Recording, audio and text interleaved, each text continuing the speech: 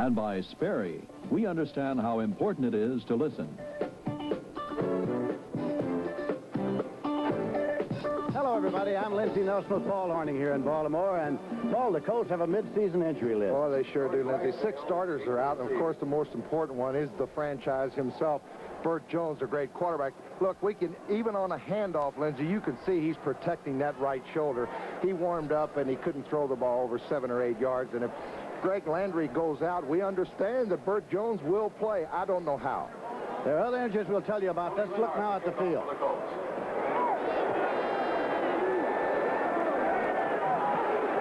Tony Lenhart is queued up. Here are the officials. Cal Lepore, Dave Hamilton, Tony Bateri, Bob Beeks, Banks Williams, Grover Clemmer, and Jack Ball.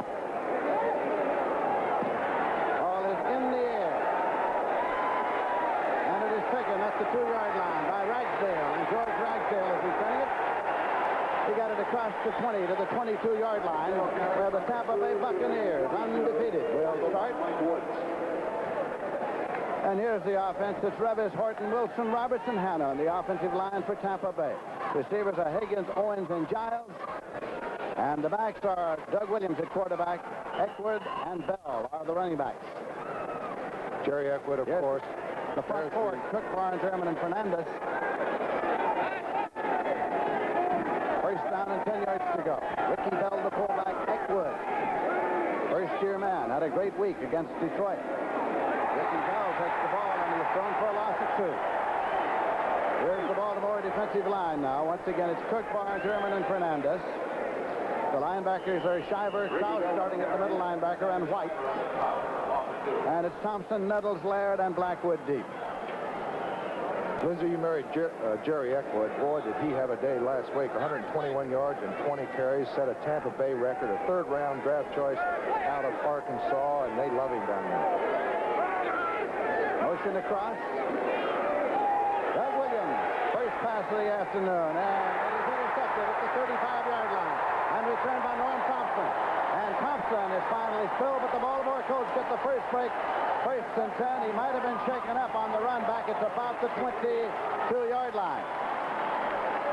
Norm Thompson had 6 interceptions in 1978, and right here, Doug Williams does not read the zone. There is Norm Thompson back down the sidelines. He didn't even look at the cornerback. He makes an easy interception. He's getting attention there. 12-yard return, and the ball is going to be on about the 24-yard line as it's spotted at the inbounds marker. And it is, of course, Greg Landry starting at quarterback in place of Burt Jones. Don Hardiman is a running back. Don McCauley is a running back. Randy Burke starting in place of Roger Carr. Mac Alston starting in place of tight end Reese McCall, and Glenn Dowdy is the other wide receiver. Well, they really are banged up. And of course, that's just what they're going to need, Lindsey. You know, Tampa Bay won, of course, very handily last week against the Detroit Lions. And before the season started, you'd have to say that Detroit, maybe in Chicago, were the favorites in their division. With Detroit's quarterback going down, and right now with all of the injuries, if Tampa Bay could win this football game, they will become the favorites in their division, even as early as it is in the season. Norm Thompson being walked along there. Here is the offensive line now. Griffin, Pratt, Mendenhall, Baker, and Taylor for Baltimore. Burke, Dowdy, and Alston are the receivers. Landry, McCauley, and Hardiman in the backfield. I talked to Joe Washington down on the field before the game. He says his knee is, well, it's swollen up a little bit. He said he will play, though. McCauley and Hardiman are evened up. Now, a whistle stops play. Could be delayed. Lindsey said Ron Baker is starting in place of Ken Huff, who has bruised kidneys. Randy Burke, the #1 draft choice last year, has a penalty being marked off against Tampa Bay, offside. Burke is starting in place of Roger Carr, who has a thigh muscle. We might take about a quarter here to go over all of Baltimore's injuries. They're really banged up. Unfortunately, Reese McCall is not starting because his infant daughter, born this week, passed away at a Baltimore hospital this morning. So Mac Alston is starting in place of McCall. Encroachment, nose guard, defense, first down. Phil Kohler is the nose guard for the Tampa Bay Buccaneers. It cost them 5. It's 1st and 5 for Baltimore. Running backs evened up once again, McCauley and Hardiman. Greg Landry takes the snap. That's McCauley. And he drives to the 18-yard line. Stacked up by the defense of the Tampa Bay Buccaneers. Mark Cotney coming up. Here now is the Tampa Bay defensive line. They go on to 3. It's Chambers, Kohler is the nose tackle, and Leroy Selman. One of the best. 4 linebackers. That's Dewey Selman, Lewis, Dewey Selman, Wood, and Johnson. Then White, Washington, Cotney, and Brown, the secondary. Strength of the Tampa Bay defense is in those linebackers. They are goodness. Second down and about 4 yards to go. Near the 18-yard line. Greg Landry setting up for his first pass. And it is incomplete. Right there at the 1-yard line, intended for Randy Burke. Randy Burke, who's starting in place of Roger Carr here this afternoon. It's going to be third down, about 4 at the 18. We get a good end zone shot here. Play action pass. Watch Landry's a little late delivering the football, Lindsey. Randy Burke was open just about 2 steps earlier, and it would have been 6. Cedric Brown coming across to cover. He is the free safety for the Tampa Bay Buccaneers. The undefeated Tampa Bay Buccaneers. It's the first time that term has ever been applicable this late in the season. I tell you, they're a team to be reckoned with. Got good defense, ranked 4th in all the National Football League last year. Landry again, penalty marker thrown as you saw the false start. Down inside the 15-yard line, but there's a penalty to be checked out. Dewey Selman in there to make the stop on Landry, who kept the football. Offside, Tampa Bay. Last week, Baltimore had 14 penalties. That set a Baltimore Colt record. And right here in the early going, it seems as if Tampa Bay is having trouble.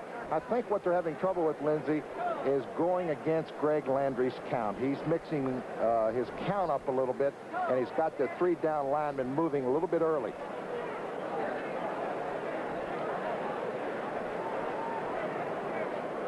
There's Leroy Selman over there trying to come across a little bit too quick.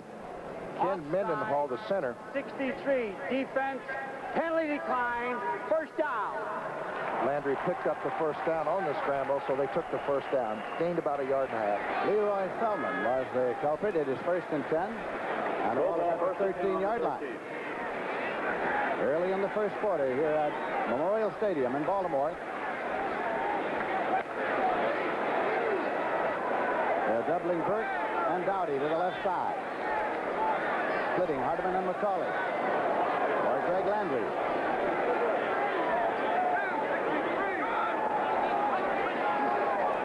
Landry. And a diving incompletion to Dowdy. Then Dowdy, the Michigander, took the dive but could not quite get to it. Quick out, and he was open. Landry should have completed that pass. He'd like to have that one over, Lindsey. It'll be 2nd and 10 now.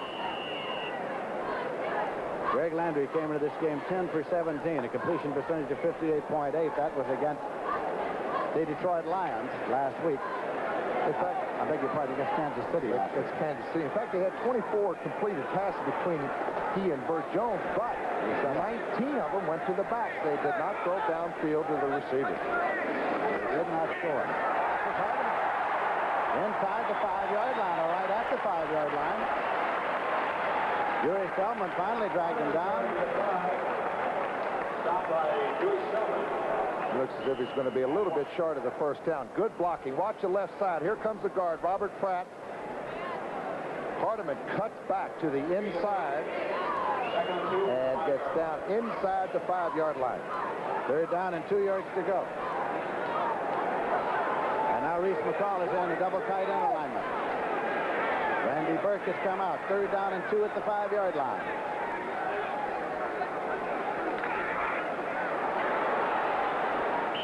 It's about 1 yard short, I think. Scratch on a scramble. As they're trying to pick up the 2. That was Hardeman, Don Hardeman, the fullback out of Texas A&I. Here comes Ben Gary, the rookie from Southern Mississippi. It looks like they're going to go for it, Linz. It's 4th and 1 at the 4, and they are going to go. Maybe with all the Colt injuries, this is the thinking. Take the turnover. If they don't make it, of course, they've got Tampa Bay backed up against their own goal line. I like it. Hardeman and Gary are the setbacks. They're from the University of Southern Mississippi. Gary's got the ball, and he got the first down. Just kept right on driving, a little stuck in there, but as he bounced off with his shoulder and picked it up, first down and goal to go for the Baltimore Colts. Of course, the fans love to see that, especially here at home. All fans and every home team love to see the teams go on fourth down, a half a yard or a yard. And I'm under the same thinking, Lindsey. Offensively, I believe if a team has 4th and 1, 4th and a half foot, if you can't make 4th and a half foot, you deserve to lose the football game. Especially if you're not yourself under contract and have to have it renewed. It's 1st and goal at the 3-yard line. Gary's still in there, along with Hardeman. Gary gets it again as a whistle to stop play. Flags are thrown everywhere. Delay of game. That's going to cost him 5. Very stupid penalty this time against Greg Landry. Is not going to be too happy with this. You get a 1st down inside the 2-yard line, Lindsey, and this is almost just an absolute ridiculous penalty here to be caught with too much time here.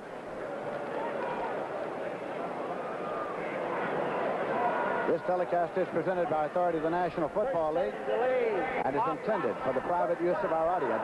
Any rebroadcast or other use of this telecast without the express written consent of the Baltimore Colts and the National Football League is prohibited. You can see the ball spotted out there at the 8-yard line where it is 2nd down and goal to go. Collar's back in there to running back. Greg Landry drops, ups it, and it's Dowdy incomplete in the end zone. Oh, great coverage by Jarris White, number 45, the left cornerback of Tampa Bay. He played Dowdy beautifully. Watch this. From the end zone, it's just a quick square in here. Quick post pattern. Landry. Dowdy has made the cut, and Jarris White just takes it right away. He takes his angle. He cut off the angle and caused the incompletion. 2nd down and goal to go at the 8-yard line. Penalty down, of course, did not count, so this is a 2nd down play coming.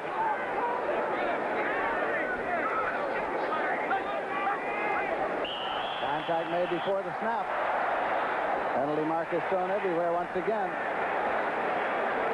They're going to get the 5 back. They are. They get it back. It'll still be 2nd down. It'll still be goal, and we'll move it back to the 3-yard line. And here, a penalty, not a bright penalty. Tampa Bay makes a critical mistake.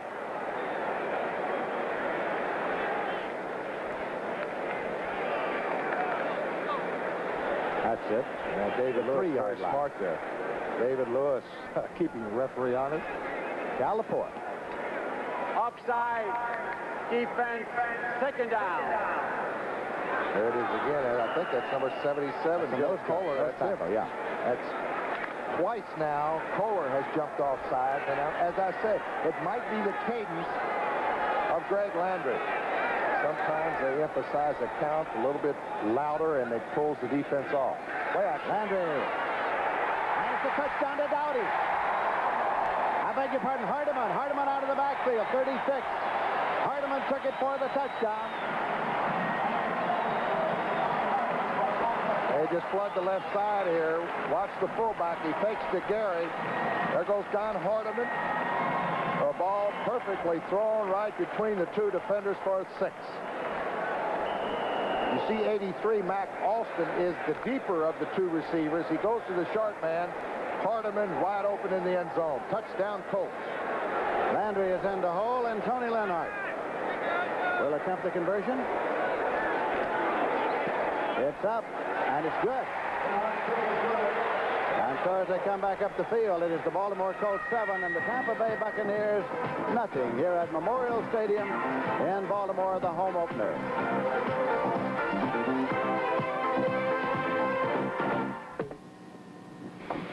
Sorry. I said we are not interested in their proposal. The meeting is next Thursday, Bill. 60 long tons on September. Fredericks, are you listening to me? If there's one thing you should remember about this deal... Not knowing how to listen has cost American business billions of dollars.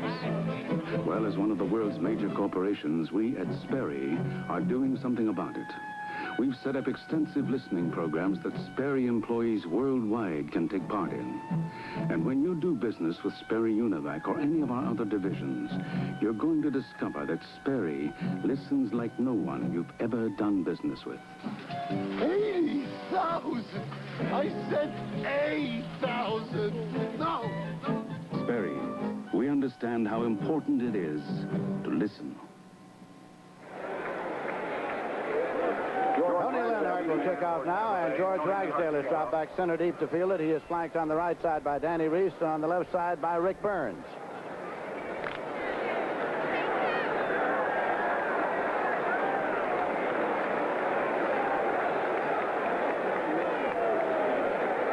Having teed it up now, Tony Leonard is waiting for the referee's whistle, and there it is.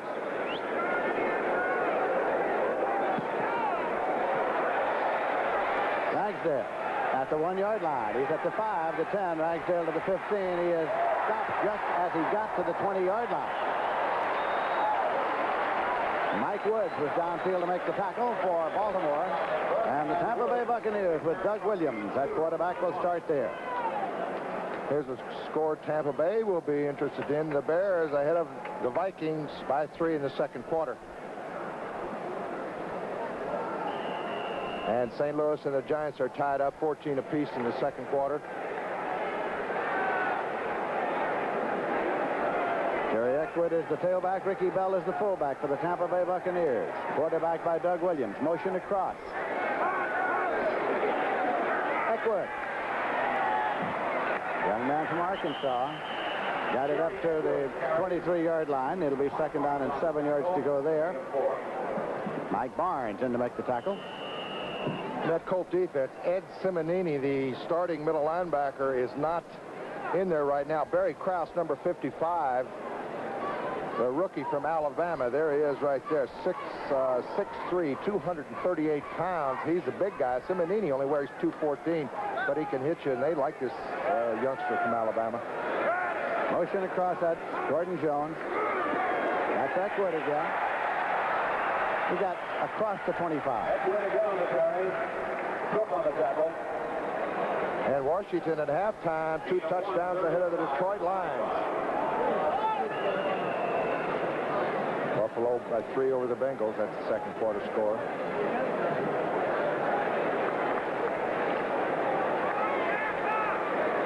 Five defensive men in there now in the secondary for Baltimore. And a 3rd and 5. They expect Williams to go to the air. And Williams drops back. Throws incomplete. Intended for Morris Owens. Ball to bring up a 4th down. You see Doug Williams getting up, being helped by Greg Fields, the rookie from Grambling. There he is, number 79. Great pressure put on Doug Williams there. Williams, of course, played with this young man down in Grambling. Watch the rush. Oh, he's put right down. Very little time to throw the football. 10 for Morris Owens, incomplete. Tampa Bay will punt it. Tom Blanchard's in deep punt formation. He's averaged 35.2. And Nesby Glasgow has dropped back deep. Blanchard gets it off. Glasgow comes up the ball, hits on the 47, on about to the 35, and Glasgow stops at the 32 as he tried to skirt right. And it was Billy Caesar who was in there to make the tackle. 40-yard punt. So it will be now Baltimore's ball again. The Colts take up a 1st and 10. They will have the ball at their own 32-yard line here in the first quarter. It's official.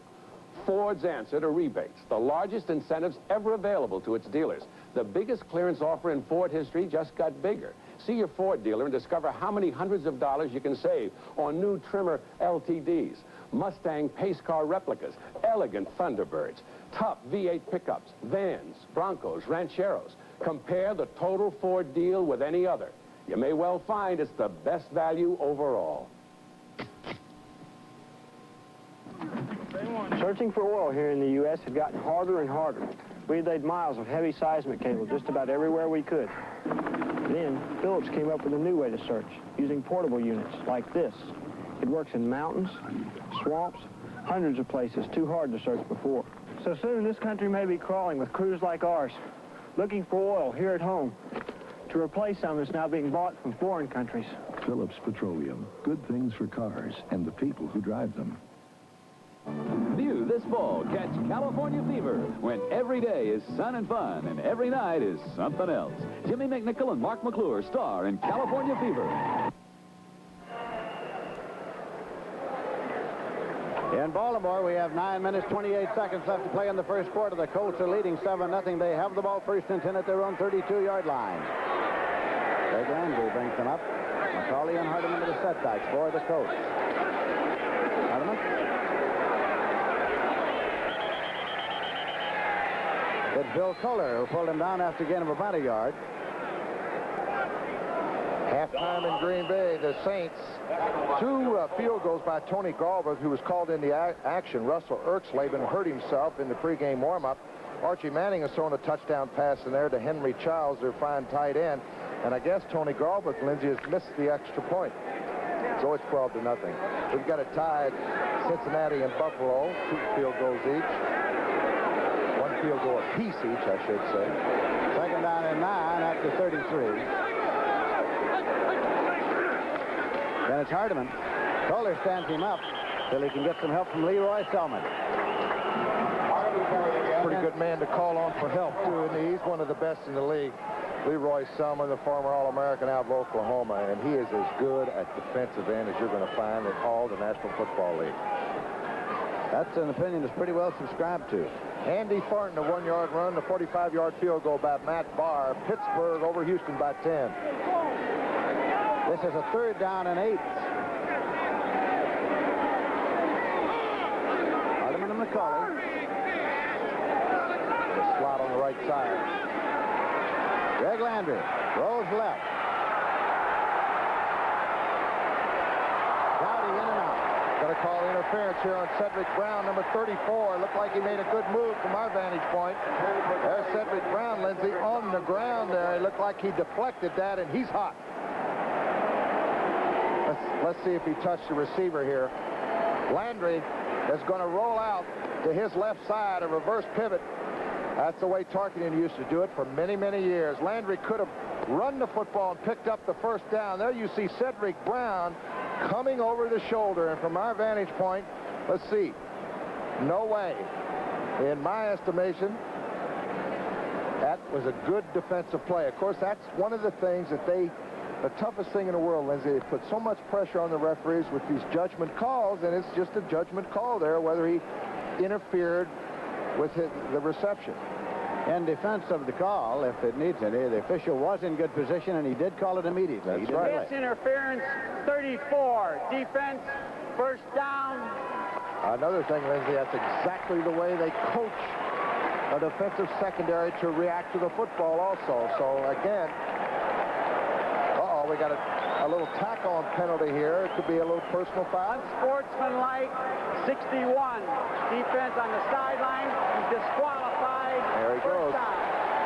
Well, for the Tampa Bay Buccaneers, it's Greg Roberts. Is disqualified by conduct along the sidelines, and he's out of the ball game, and a 15-yard penalty makes it 1st and 10. You got to keep your mouth shut over there. A lot of referees, you can, talk to them and holler at them, but a lot of them, if you say one little word, especially if you use a few curse words or something, they're going to throw you out. John McKay there in the orange jacket talking to Cal Lepore, the referee.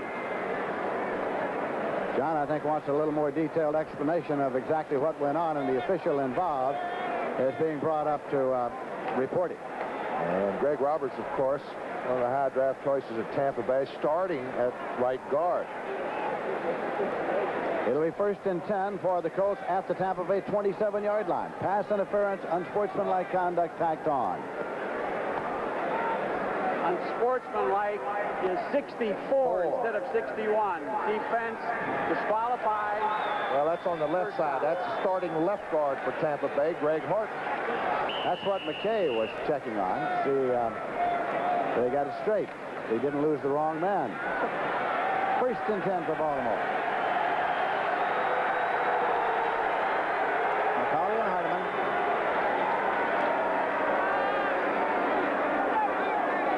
Dowdy in motion back toward the inside now. Sets. And Greg Landry simply ducks his head and takes the loss of about 5 back to the 32, which will make it 2nd and 15. Leroy Selman was in there, along with Wally Chambers.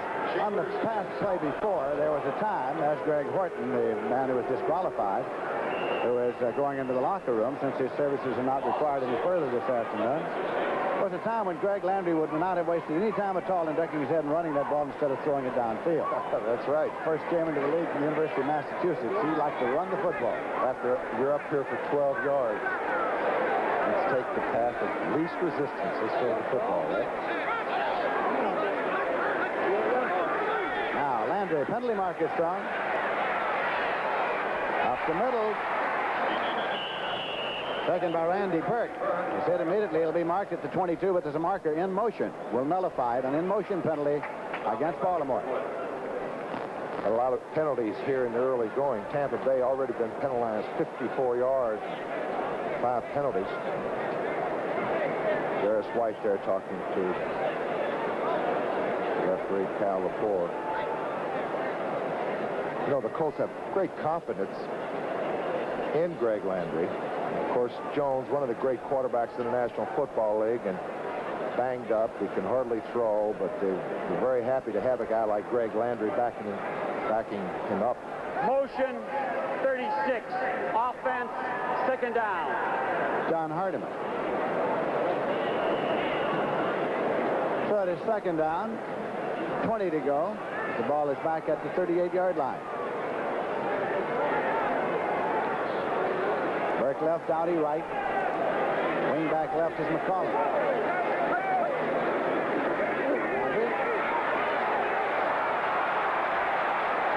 Unloaded and it's taken by Hardiman. By the 31. Another flag, penalty marker. Late hit.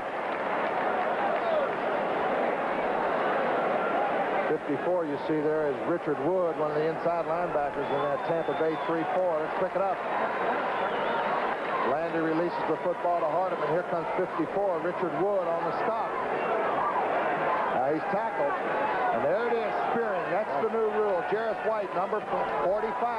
You cannot put that helmet in any part of the tackle. On top of the helmet, you cannot use that as a weapon. Personal foul. Unnecessary roughness, 45. Defense, 1st down. At the 16-yard line, Jareth White was the culprit, as you saw.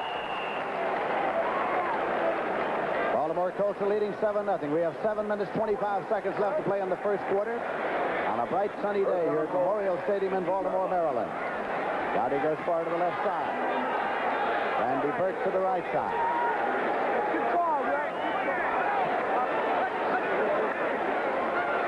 McCauley gets to the 11-yard line. He picked up 5. It'll be 2nd and 5. McCauley's playing that running back spot in place of Joe Washington, who has a knee injury. Although Joe Washington warmed up okay, he did say he did have some swelling in the knee, but he thought he could play today. He says that it was aggravated on the artificial turf of the Kansas City Stadium last week. People getting a lot of aggravations on that artificial turf. I personally think it's just the cause of the rash of injuries in the National Football League. That's my own opinion. Hardiman drives inside the 10 and keeps churning down to about the 7. Biggest selling job in the world was done in the NFL when they said that this would cut down the injuries. Oh, look at the injuries today in the National Football League. Landry looks over the 1st down. It's going to be a little bit sharp. So they go to double tight end alignment as Reese McCaw comes into the ball game, and so does Ben Gary. They go to the same alignment they used before. Let's see if they try to go off that left side. It's about a 1.5 yards at the 6.5. Hardiman and Gary are the setbacks. Go to the left side last time. There he goes again. Go to the left side this time. Richard Wood on a good tackle. Don't think he made it. Hafsinger was in there on the tackle along with Wood. And again, the crowd says go. Let's go, they say. Well, they were successful on a 4th down situation. They're going to go.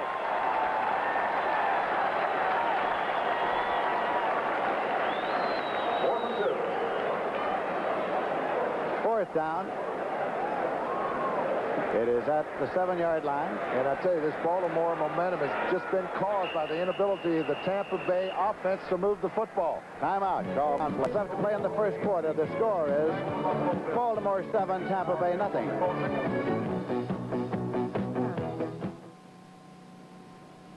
30 years ago, on a hot summer's day, your father taught you how to dig for clams.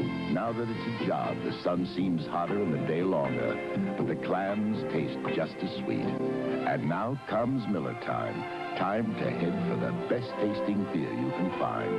America's quality beer, Miller High Life. If you've got the time, we've got the beer, Miller beer.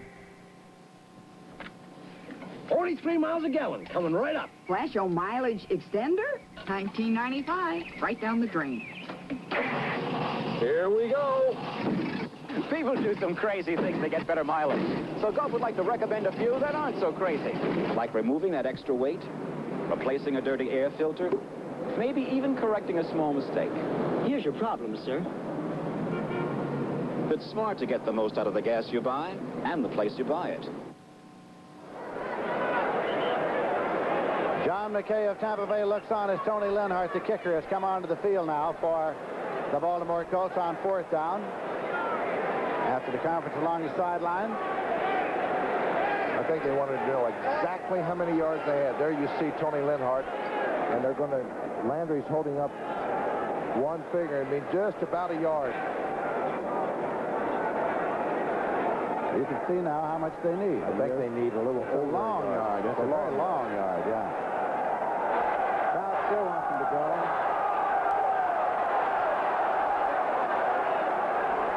There are the penalties so far in the ball game. We're still in the first quarter. That's a lot. Tampa Bay, 63 yards already. Well, Leonard was on the field and he's off the field. No, he's on the field. He's there. It's going to be a 24-yarder. 24-yarder with Landry holding. From the hash marks left. Leonard puts it up, and it's good. A 24-yard field goal. And as they come back up the field, it is the Baltimore Colts 10 and the Tampa Bay Buccaneers nothing. And we have 5 minutes, 24 seconds left to play in the first quarter.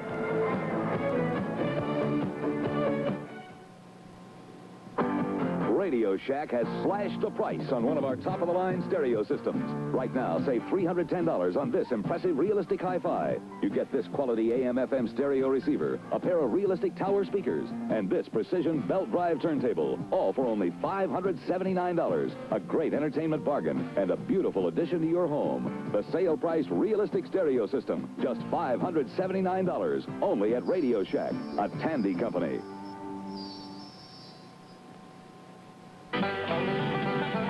Baby's been from Maine to Malibu, but I don't let her go nowhere without the treatment. This is no car, this is a legend. And you better believe I give her the treatment. STP oil treatment. Since 1964, over 500 million cans have been sold. No other brand even comes close. So do what millions do. Give your car the treatment from STP. This sweetheart gets a treat, and this sweetheart gets the treatment. Following the game, CBS Sports presents live coverage of the finals of the U.S. Open Tennis Championships. You'll say you saw it on CBS Sports. Tony Leonard puts the ball in the air. Ramsdale is taking it over, and he has it a yard deep in the end zone. Will not run it back. First and 10 at the 20-yard line. Wise decision.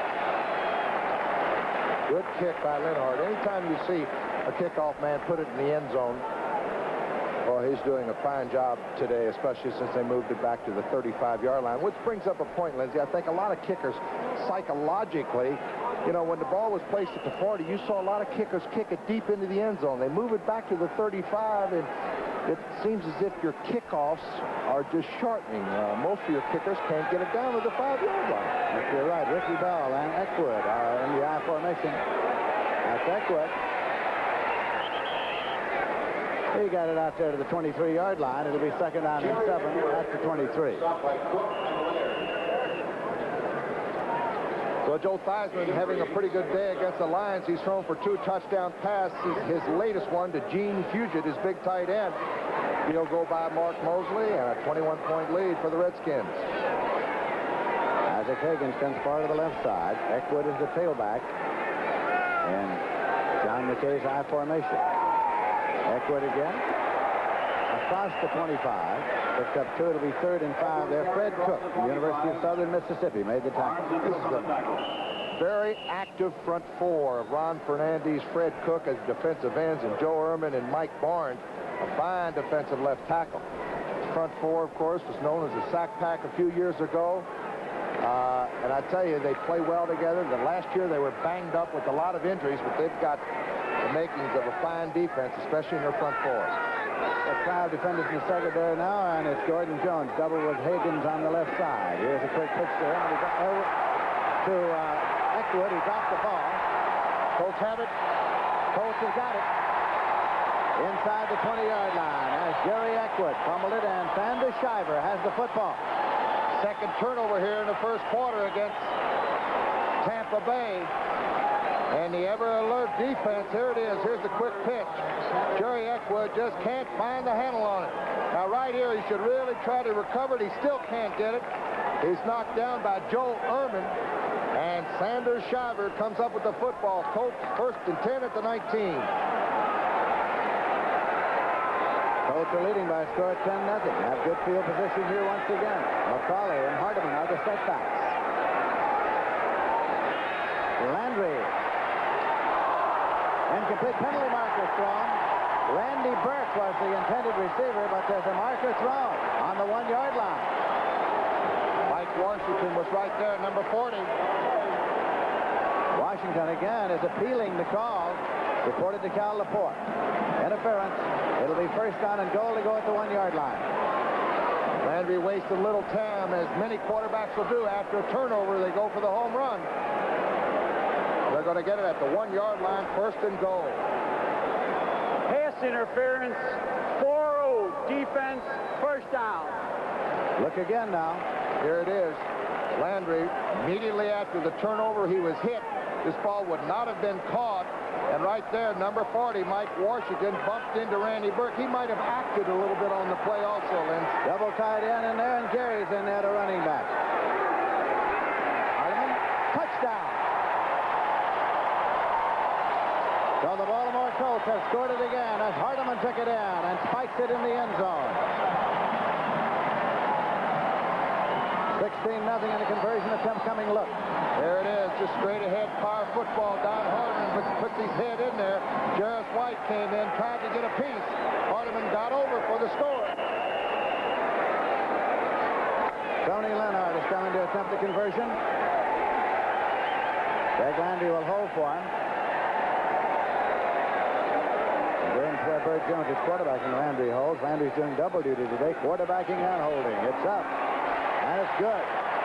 And if they come back up this time, look again. End zone shot here. We just watch the power. See the halfback come in and help. And Hardiman, all his job is just to find a little opening and try to jump over for the score, and he did it. The Baltimore Colts have taken a lead of 17-0 here in the first quarter with 3 minutes 55 seconds left in the period. Greg Landry. Next week, the NFL on CBS and the regional games, Detroit versus the New York Jets, the Eagles in New Orleans, Tampa Bay and Green Bay. We'll be there, San Francisco and Los Angeles.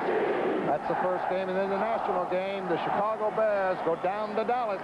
And, boy, that's going to be a very, very good game. Walter Payton and the great Dallas defense. Consult your local listings for the games and times in your area.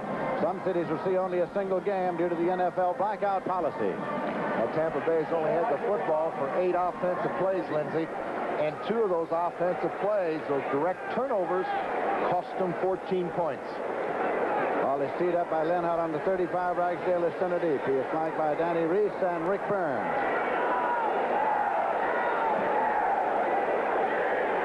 Leonhardt. Ragsdale. At the 6-yard line to the 10 to the 15. Ragsdale to the 20 to the 25. And he hits the deck at about the 27-yard line. Ragsdale returned from the You know, it was Ron Baker on the tackle. It was interesting in the stats this week released by the National Football League. Doug Williams was 4 out of 16 last week for 99 yards, 2 touchdowns. 2 of his 4 completions went for touchdowns. And he was ranked number 4 in the NFC passing. And if I had to sit here and tell you folks how they put the figures together to see who's the number 1 passer in each league, it's unbelievable. I don't know how those statistics work. The rating is sort of complicated. Williams completes the pass across the 40-yard line. Morris Owens, and he is at the 46. Lyle Blackwood made the tackle. Morris Owens. Fine pass. The great strong arm of Doug Williams, and Morris Owens ran a beautiful down and in pattern for the first down. You saw Gordon Jones coming into that huddle now as Morris Owens has gone out.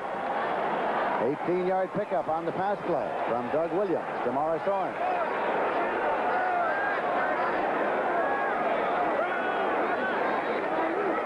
Williams leaves this one to Jerry Eckwood.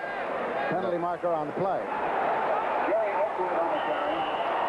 He lost control of it again. Control of it, but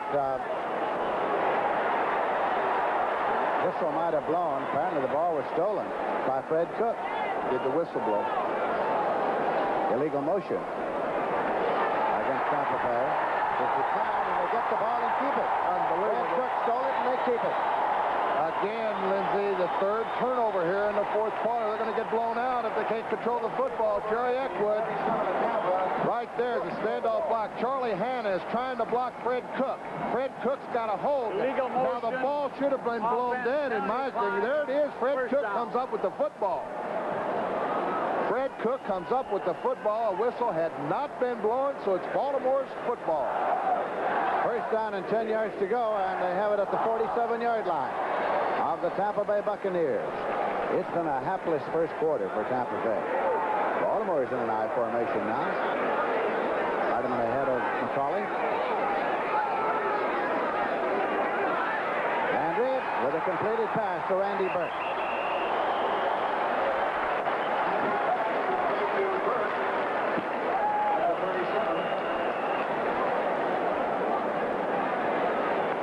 Burke was actually a surprise draft choice for the Colts, coming from Kentucky, a running football team.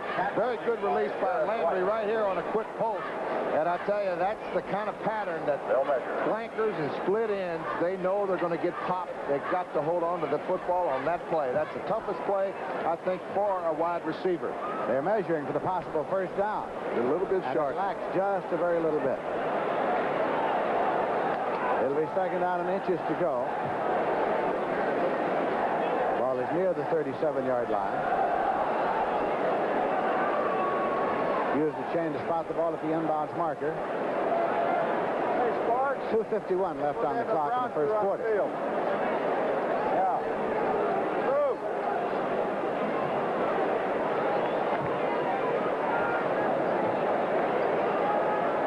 For sure, Jerry Eckwood did not get a quick whistle on that off-tackle play, and Cook stole the football.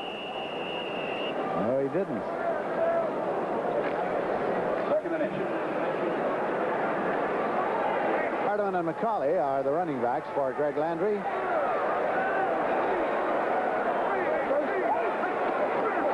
McCauley, 1st and 10 at the 34-yard line. They continue on short yardage to go off that left side. This time they used Don McCauley. Hardeman in front. Leroy Selman made the stop on the last play. As you look at Greg Landry, brought over from the Detroit Lions to the Baltimore Colts as a backup quarterback, and are they glad they have him, with Jones hurting with a shoulder injury. They double Burke and Dowdy to the left side.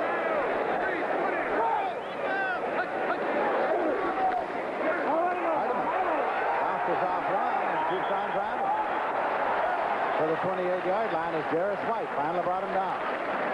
There he is, Don Hardeman. He was acquired from Tampa Bay. They got a 3rd-round pick for Don Hardeman, and they used that pick to draft Jerry Eckwood, a fine young running back. And the Bears 19-7 over the Minnesota Vikings. Walter Payton has scored from 43 yards out on one run. Vince Evans, a 56-yard pass to James Scott. Second down and 5 yards to go. McCauley, penalty markers thrown. He got to the 26-yard line. Landry's going way back, so it must be holding against the Colts. That's it.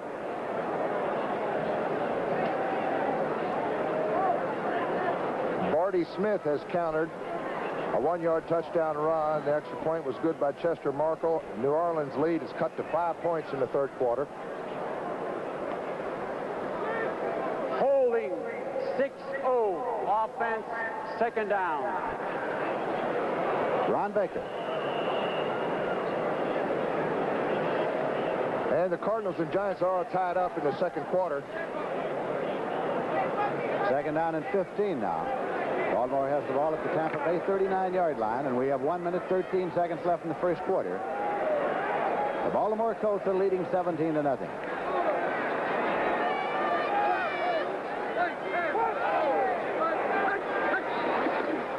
Greg Landry unloads it out in the left flank. Fumble by Hardeman, and it is recovered by Tampa Bay, I think. You see Bill Kohler with the football. Now, if you wonder why Greg Landry did not run the football, he had a lot of room, Lindsey. Keep in mind that Burt Jones is banged up. And I think that's the reason that Landry, usually a good running quarterback, he's gained over 2,500 yards rushing in his career. We're going to take a look. You can see that Landry had some running room in front of him. He throws it out to the flat to Hardeman. He's going to cough up the football right there. And Tampa Bay has got, I think it's Bill Kohler, number 77. First and 10, Tampa Bay. They have the ball at their own 34-yard line. Eckwood and Bell are the setbacks. Doug Williams trying to get it out to Eckwood, but it's incomplete. It'll be second down and 10 yards to go at the 34. Well, he should have completed that. He was wide open. Look at Doug with these hands open. Stops the clock with exactly 1 minute remaining to be played in the first quarter. That just comes with experience, Lindsey. Eckwood, a rookie, and of course, Doug, only a second-year quarterback. After playing together for a while, they'll complete that, well, 10 out of 10 times when he's that open. Not yet. Doug Williams. And it's incomplete. Trying to get it to... I don't know who. There's one, Ricky Bell. Yeah, well, Ricky Bell was there. Isaac Hagins made a dive for it. Both of them could have caught it, right? Doug Williams was only sacked 6 times last year in his 10 starts. The least any quarterback in the National Football League was caught. That's because of his fine release. PA announcer gets out of it nicely, says the pass is intended to either Bell or Hagan. Third and 10 at the 34. Well, the Bucs got to get something going here. Williams. Right on the button. Rifled it, he really did. It was incomplete, intended for Jimmy Giles. Right on the button. Had 3 blue jerseys all around, and Doug put it right on the numbers. A little tough catch. Would have been a good catch for Jimmy Giles, and he's going to be a great one, Lindsey. 6'3", 245, and he can fly. He's great ability for a tight end. Tom Blanchard back to kick, and Nesby Glasgow has gone center deep. Back at his own 26-yard line. Blanchard gets it off. It's around the 40. Glasgow has it at the 34. And he's going nowhere. First and 10 for Baltimore at the 34-yard line. 32-yard punt. Well, Steve Grogan having a good day. New England 35-3 over the New York Jets. He's thrown, I know, one 44-yard touchdown pass to Harold Jackson, another 50-yarder to Stanley Morgan. So Grogan moving the pace. That New England Patriots, right? That's it. 41 seconds left in the quarter. Hardeman and McCauley in an I formation for Greg Landry and the Baltimore Colts. That's McCauley. Pass for 5 to the 39. Second down, 5 yards to go. Leroy Selman made the tackle. Bert Jones has not played. Joe Washington has not played. And the Baltimore backfield. Well, if they could get away with the win today and just rest, give those guys another week rest, come out with the win today, they would be in pretty good position. And Buffalo, 7-point lead over the Bengals, third quarter. Second and 5 at the 39. And there is the gun. So that is the end of the first quarter here at Memorial Stadium in Baltimore. And the score is Baltimore 17, Tampa Bay nothing.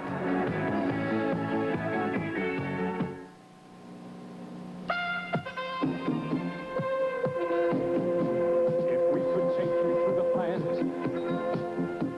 to show you what is new and let you see what's going on and watch the things we do. If you could see the cars and trucks we're working on for you, you'd say incredible. For that's incredible. If you knew how much money we're spending every day for factories and people to help us find the way. If you could see tomorrow the way it looks to us today, you'd say incredible. For that's incredible. For that's incredible. Introducing the incredible Ford Factory Tour. Come and see the things we're doing to rethink, redesign, reshape the automobile. Incredible things to produce a new generation of more fuel-efficient cars and trucks. If you could see tomorrow. How'd you like the tour? Looks to us today. Incredible. Say incredible. Ford, that's incredible. To take the incredible Ford Factory Tour, write us for information. Ted Marchibroda, the head coach there in the center of your picture, marching now with his arms folded. As we start the second quarter, this is Lindsey Nelson with Paul Horning, and Baltimore 2nd and 5 for the Colts. At their own 39, they lead 17-0. Hardeman. First he ran into Leroy Selman. Tackled by Richard Wood. Good pop by Selman, couldn't hold on. But Richard Wood cleaned up. Watch this. 63 goes to the inside of the tackle. Good move by Leroy. They just couldn't hold on to Hardeman. Richard Wood comes in and puts a stopper on him. Loss of a yard. It'll be third down and 6 now at the 38.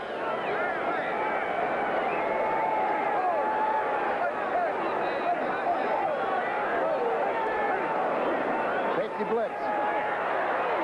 And he's stopped. Penalty marker strong. Curtis Jordan is the man who was firing in. Curtis Jordan was out covering, double coverage on the flanker to the left side. He came in with the blitz, got the quarterback. Colts were caught holding, so naturally they'll decline it. Take the loss, and they'll have to punt. Holding 69. Offense, penalty decline, fourth down.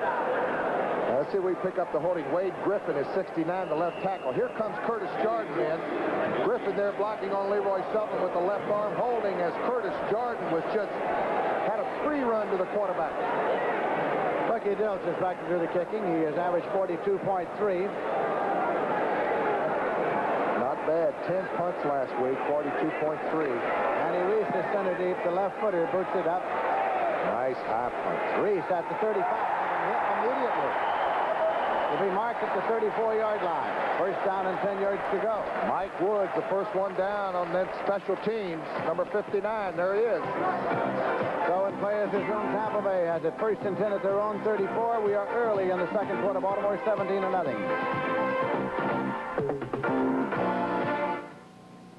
Honey, is this homeowner's insurance high? I don't know. Think it's too much? How would I know? Compare with Allstate. Compare? Bring in your policy and compare rates. If you have a good deal, we'll tell you. But for many, chances are we've got a better deal. We've got a better deal. Allstate might save you some money, but you'll never know until you bring in your policy and compare. Oh, that's a good deal. When you want to save on homeowners insurance, Allstate wants to help. That's a promise from us, the good hands people. To drive through dirt and dust, good filters are a must. You can trust AC. Thanks, AC. Trust those filters by AC. We're glad I installed new AC air and oil filters before we get into this mess. I bet AC helps protect those babies too, huh, Dad? If they're smart. George! Oh! So when you gotta go, we're the name to know. You can trust AC. Thanks, AC. Trust those filters by AC. Thanks, AC. Trust those filters by AC. Cleveland Stadium.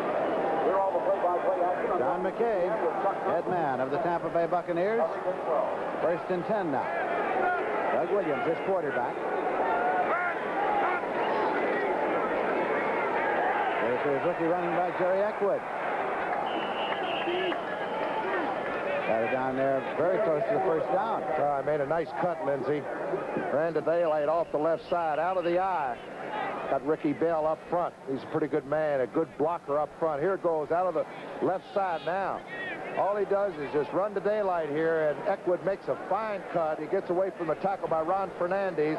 Finally stopped by Bruce Laird, who's probably the best tackler in that Colts secondary. Here goes Williams over the top.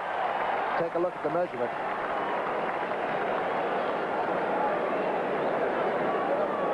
A little bit short. Just a little. So it is 2nd down and inches to go at the 44-yard line. Johnny Davis is coming to that backfield now, and Jerry Eckwood has gone out. Usually when Davis comes in, Bell then switches to tailback if they go into an I. Well, this is a down where you hear so many announcers say he's got a free down here. You can play with it. Now, Tampa Bay, I don't think, has had a first down so far. If I was Doug Williams, I'd get that first down right here. Got to get something started. It's going to be Johnny Davis in the right set and Ricky Bell in the left set.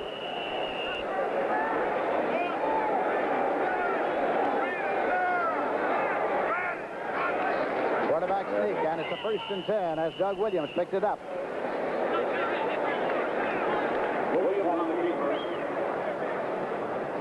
Got it just inside the 45-yard line.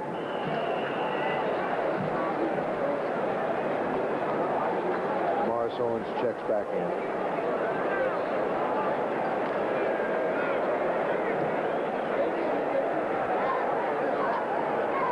Davis stays in.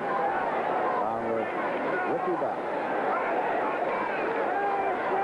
Williams out to Davis at the 50, 45. Down the sideline. Almost ran up the back of Morris Owens.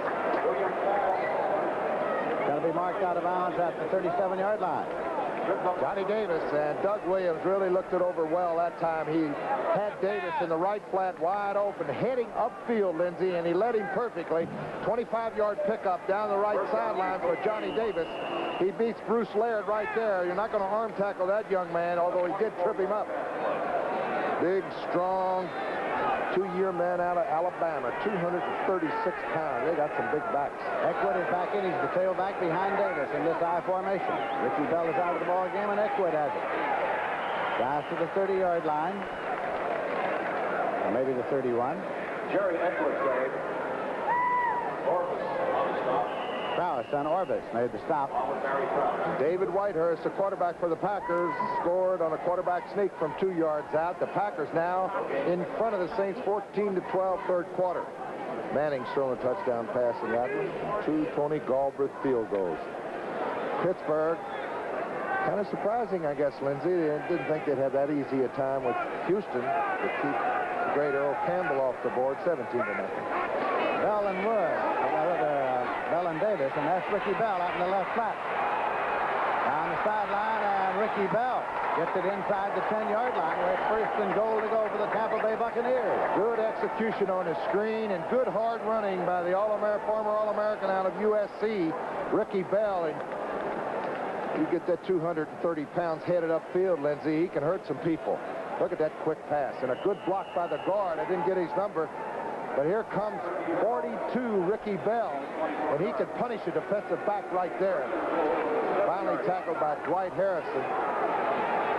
First down and goal to go at the 7-yard line. Eckwood is back in. He's the tailback.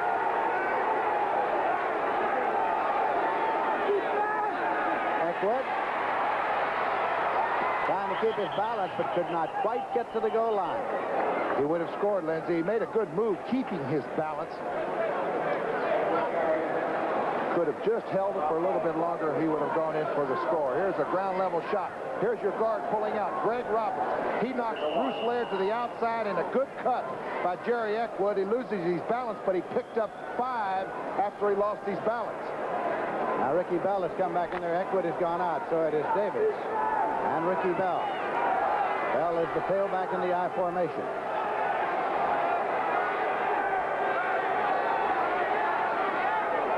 Bell, touchdown.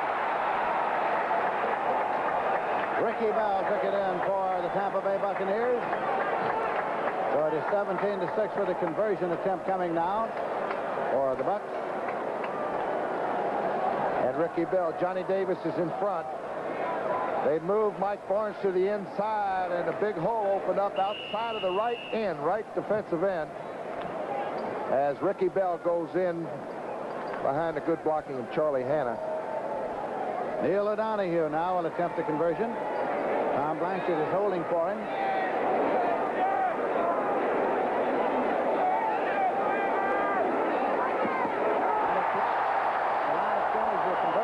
Is no good. It is blocked by Mike Barnes. Mike Barnes got a hand on it, so as they come back up this time, it is 17-6. As you look at it, we have 10:39 left to play in the first half.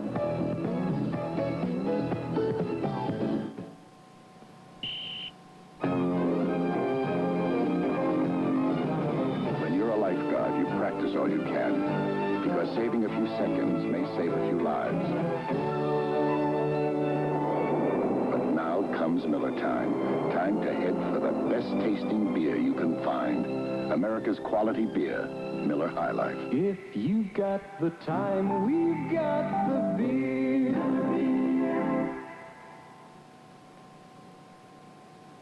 These are the blueprints for an automotive revolution. This is the J.C. Penney shock absorber. Its unique patented metering pin adjusts the ride automatically while you drive. So you get the control of heavy-duty shocks when the going gets rough, and the ride of original equipment shocks when the road is smooth. And if it ever fails, return it. We'll replace it free for as long as you own your car. The J.C. Penney shock absorber. It's the last shock absorber your car will ever need. Following the game, CBS Sports presents live coverage of the finals of the U.S. Open Tennis Championships. You'll say you saw it on CBS Sports. Finals of the U.S. Open Tennis Championship coming up on CBS right after this. Oh, it should be a great all-American final. Tracy Austin, Chris Everett going against each other, and then John McEnroe against Vitas Gerulaitis. SB Glasgow, the 15, 20, 25, and across the 30-yard line. As O'Donohue kicks off, it'll be 1st and 10. And the Colts will have it at their own 31, 32-yard lines. It gets spotted. It was Dan Natzinger on field to make the tackle. Glasgow returned from the 12 to the 32. Ran into Lenny Moore, Lindsey, down on the field before the game. He looks great. And boy, brought back memories of what a great back he was. One of the all-time best, a Hall of Famer here with the Colts. Could do it all. I saw some great performances of his right here at Memorial Stadium. 1st and 10 at the 32. Now, Landry is stopped back at the 26-yard line by David Lewis. Landry stopped by David Lewis. Loss of about 6 will make it 2nd and 16. And the Cardinals won in front of the Giants third quarter, 21-14. Wayne Morris has scored on a 3-yard run for St. Louis. Incidentally, Greg Fields has been given credit for blocking the last conversion attempt. Here comes Greg Landry up now to 2nd and 16 at the 26-yard line. Safety boots again. Bristol stop play. Curtis Jordan, who sacked Greg Landry in the last series, Lindsay. They came in again on the safety blitz. Illegal procedure against the Baltimore Colts.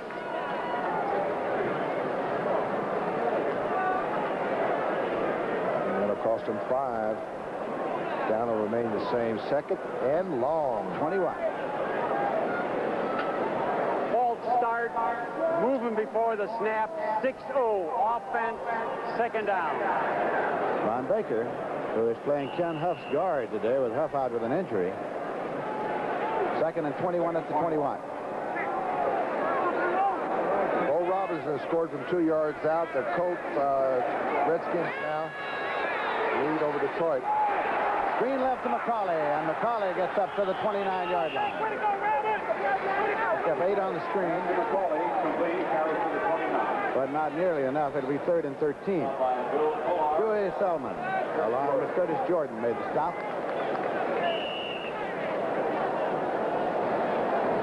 Baltimore is leading by a score of 17-6. We're in the second quarter. Yeah, we've seen a lot of times you get an extra point block. Or later on, it really causes you some problems. It's a psychological letdown when you get an extra point block. Get anything blocked. Greg Landry is back now. Well, this time he had an idea, but then stopped and threw and completed the ball to Dowdy. And Dowdy's at the 40-yard line of Tampa Bay. I think number 11, Greg Landry, might have gone past the line of scrimmage. I think he might. There are flags all over. And, Lindsay, we mentioned earlier, I think Greg Landry is under orders not to run the football. He could have took off with the den, and we know he likes to run the football.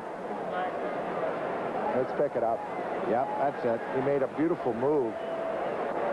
That's it. That rule was clarified last year, by the way. Watch the line of scrimmage. Watch Landry. Comes up into the pocket. Everybody's covered right now. Glenn Dowdy's coming across from the right side. Oh, yeah. He's over the line of scrimmage for about a yard. Good pitch, though, by Landry. Right on target. That's a loss of down, of course. It is, and Cal Lepore is going to explain it. Illegal forward pass. 11. Offense. Showing a pass from beyond line of scrimmage. Have a loss of down. 4th down. That's it, Cal. Get that loss of down signal. And He's very relaxed. Get that ineligible pass receiver sign you gave before out of there. He's very relaxed, too, isn't he?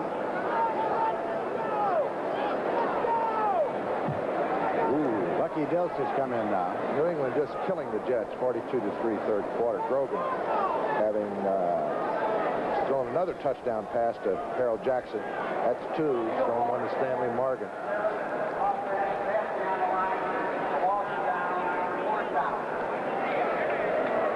Dilts is in to do the punting, and Danny Reese is dropped back to field. He's standing at his own 33-yard line.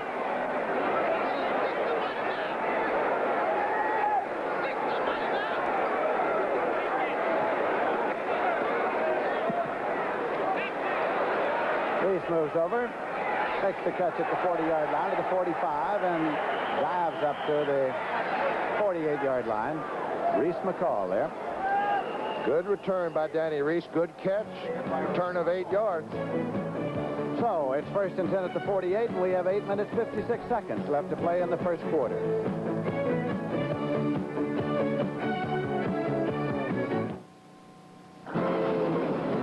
You dance on a river of wood, and the spinning shapes in the cold, dark water are your only bridge home. So you keep on dancing until the last log is in place and you can head for Miller time. Time for the best tasting beer you can find, Miller High Life. When it's time to relax, we've got the beer, Miller beer. If you've got the time, we've got the beer.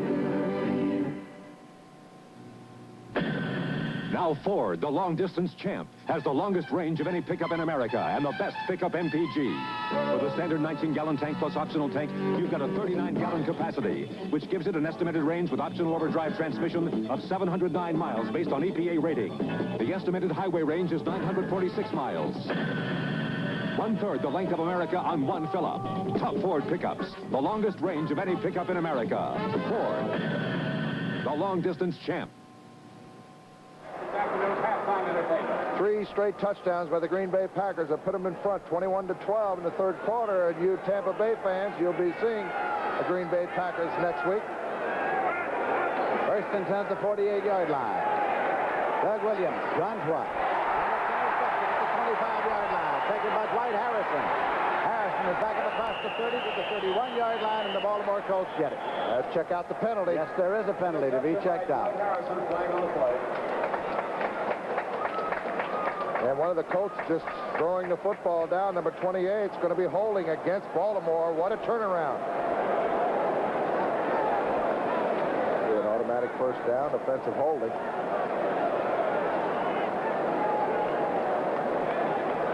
Al Laporte checking for the line of scrimmage.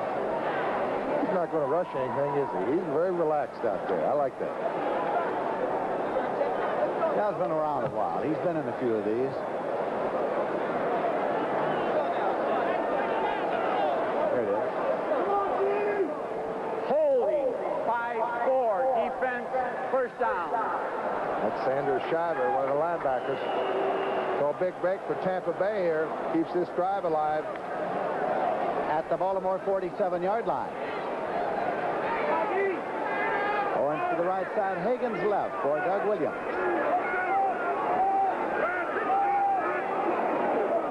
Penalty marker. Ricky Bell has the ball. And he goes out at the 27-yard line, but there's a marker.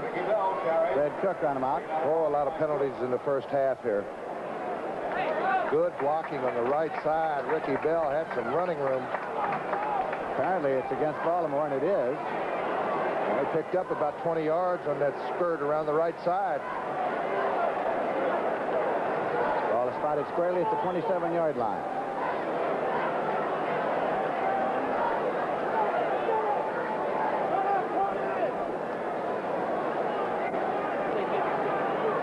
Offside, left tackle defense, first down. The left tackle, if he's got him right, that's Mike Barnes, number 63. But it was, I think it's Fred Cook. I think you're right. They called him left tackle, but it's a left defensive end for Baltimore. It was offsides. Naturally, they took the play. First and 10.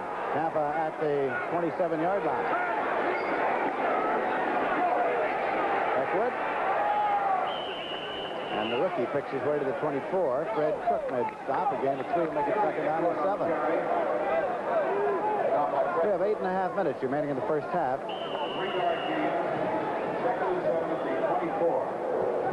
Buffalo's put 7 more points on the board. A 29-yard interception by Lucius Sanford, formerly of Georgia Tech. He's a great linebacker. You're seeing some good linebackers in this football game. Stan White, number 53 there, the right linebacker for the Colts, had 8 interceptions in 75. That's an NFL record. David Lewis for Tampa Bay is not there. Obradovich is in the ball game, and it's incomplete intended. Wade on field for Jimmie John. Obradovich caught a touchdown pass last week against Detroit. That's Jimmy Giles, number 88. Flag on the play again.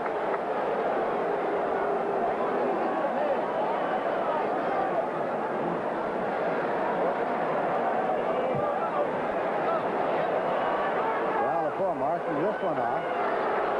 Now, first quarter, all the penalties, most of them were against the Colts. In the second quarter, they've turned it around. Personal foul, roughing the passer, 88, defense, first down. That's Herb Arvis. Makes it first down and 10 yards to go, and the ball is at the 12-yard line of Baltimore in possession of the Tampa Bay Buccaneers. This year, as soon as that quarterback starts to release the football, you better lay off of him. It's going to be roughing the passer. They're really out to protect him now. Bell and Eckwood. Ricky Bell cuts back. Got just inside the 10-yard line. That's Lyle Blackwood brought him down. Pick up about 3 to make it second and 7 at the 9. Ricky Bell. Good pitch out, and Lindsey, it's very seldom you see a fullback who can demonstrate this play. Usually they don't have enough speed. Ricky Bell does. Quick pitch to the left side. Picked up 3 or 4. Well, many football players tend to put on weight and get heavier. Ricky Bell hasn't. Ricky Bell was weighed earlier this year, this spring, at 211. Second and 7 at the 9-yard line. Yeah, he could carry 225 easily, I think, in his play. Well, he did for a good while. Touchdown! Look at that release. It was really gunned in there to Isaac Hagins. Beautiful pitch. Isaac Hagins of Southern University. Doug Williams has thrown a TD pass. And I tell you, Tampa Bay, you can't count this team out. They're young. They've got a lot of explosive people. They've got some skill. Isaac Hagins, who can really fly. Just a beautiful post pattern, and Doug Williams right on the button. Conversion attempt coming now. Neil O'Donoghue is in to attempt. Keep in mind that the one a moment ago was blocked. Tom Blanchard will hold for him.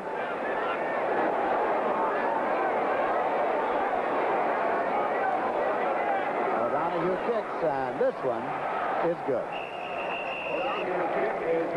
So with 7 minutes, 6 seconds remaining to be played in the first half of the football game, the score is Baltimore 17, Tampa Bay 13.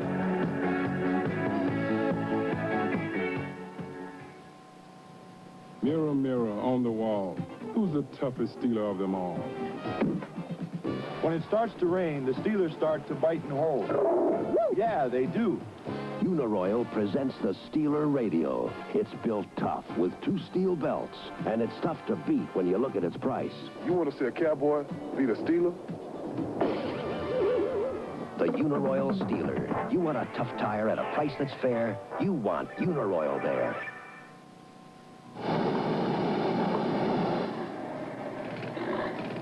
One thing I'll never compromise on, my tools. I go for the best, like this, or these.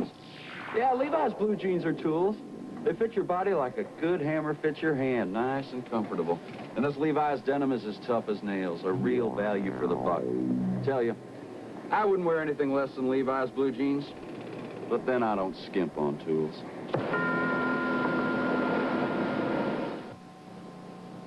Barriers are the essence of sport. For some to go further, for others to go higher, for this vehicle to break the sound barrier. Ken Squire inviting you to join us for Project SOS, the speed of sound, on CBS next Saturday. You'll see Project SOS, Speed of Sound, next Saturday, 3:30 p.m. Eastern Time here on CBS. O'Donoghue will kick off. Leslie Glasgow is center deep. Glasgow moves up, and he takes it at the 15 to the 20 to the 25 to the 30. Leslie Glasgow is stopped at the 31-yard line. Rick Bonus downfield to make the tackle. 2 tempers flaring out there. Leslie Glasgow tackled by Rick Bonus. Also by... You're a defensive back or an offensive back. You don't argue with defensive linebackers or tackler or anybody on the defense. No use getting in a fight with somebody who can't whip, the way I look at it. That's not a bad outlook. 10 short longevity. First and 10 to 31. Hardiman and Ben Gary are in that backfield. Hardiman. And a 5 on the play will make it second down and 5. Mike Washington made the stop. Good tackle by Washington.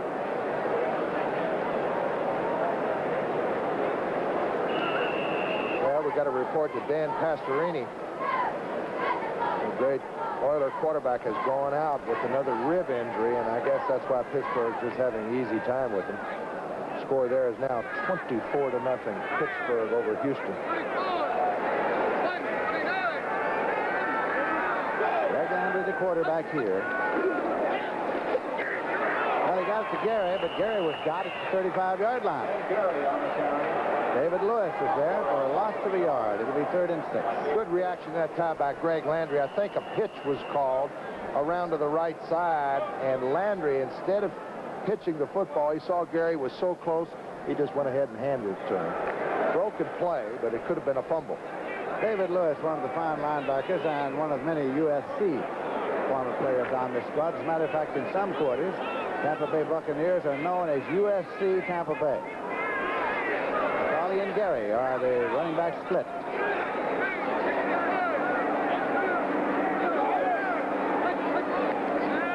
Landry. Well, that one, as you saw, was thrown for an out, and he was going straight on down. Doubt he was, and so it's going to be 4th down, and the kicker comes in. Well, he didn't have enough time to throw the football that time, Lindsey. Didn't have time to set up. Another safety blitz. Curtis Jordan. They've used him now on 3 occasions here in the first half on safety blitz, and it's paid off. They really had to rush it. Bucky Dilts is back to do the punting. Danny Reese is center deep to field it for the Tampa Bay Buccaneers. We have 5.5 minutes left in the half.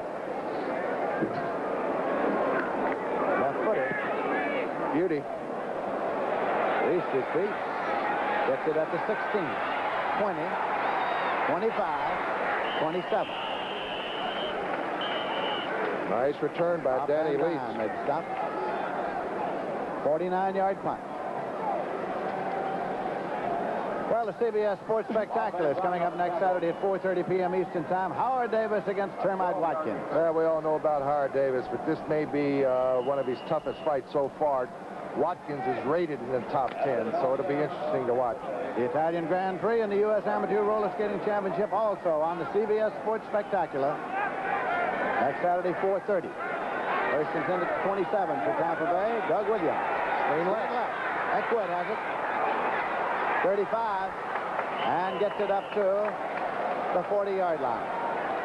Let's see if the whistle was blown. Darrell Austin, the right guard for Tampa Bay, made a great block. The 5-year veteran from South Carolina.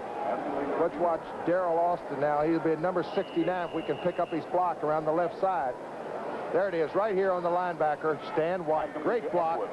And Eckwood has got a hold of that football like a loaf of bread. Then he tucks it in.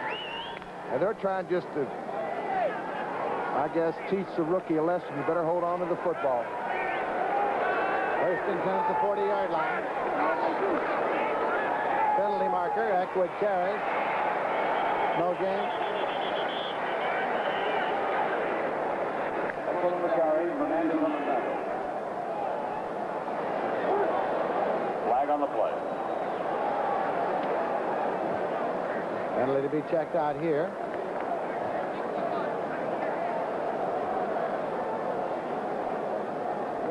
Well, no gain on the play. Let's see if they take it down. Illegal motion, 61. Offense, penalty declined, 2nd down.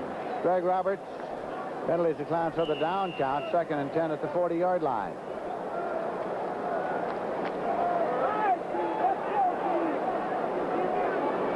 Greg Fields in there, the rookie, playing defensive end. Passing situation, trying to get the quarterback. Doug Williams. Hagins. Oh. Took it right at the 35, went out of bounds at the 34-yard line, run out by Dwight Harrison. First down and 10 yards to go with the Tampa Bay Buccaneers. Lindsey, there's not 3 quarterbacks in the National Football League that can throw this pattern with such a low trajectory on that ball. Look at this. Beautiful arm here of Doug Williams. Right on the button, right between the seams of the zones. Isaac Hayden's an easy first down. Great throw. Well, Buffalo just killing Cincinnati, actually in the 4th quarter. I know Kenny Anderson has hit for 73 yards out with Billy Brooks. But Buffalo, Lucius Sanford scored once for Buffalo on the interception. Davis carrying. Johnny Davis, who was in the fullback spot ahead of Ricky Bell, who was the tailback in that set. It's going to be marked at the 34-yard line, which will make it 2nd and 10 right there. Mike Barnes, Herb Orvis made the stop. Well, Grogan's passed for 3. He's now retired. Tom Owen took over to a touchdown pass. 49-3. Gordon Jones, Isaac Hagins to the wide receivers. Jimmy Giles is the tight end in this alignment for Tampa Bay. Quick release, and it's incomplete. Sandy Shiver had it right on his fingertips. Good defensive play that time by the linebacker. 4-year veteran from Carson Newman.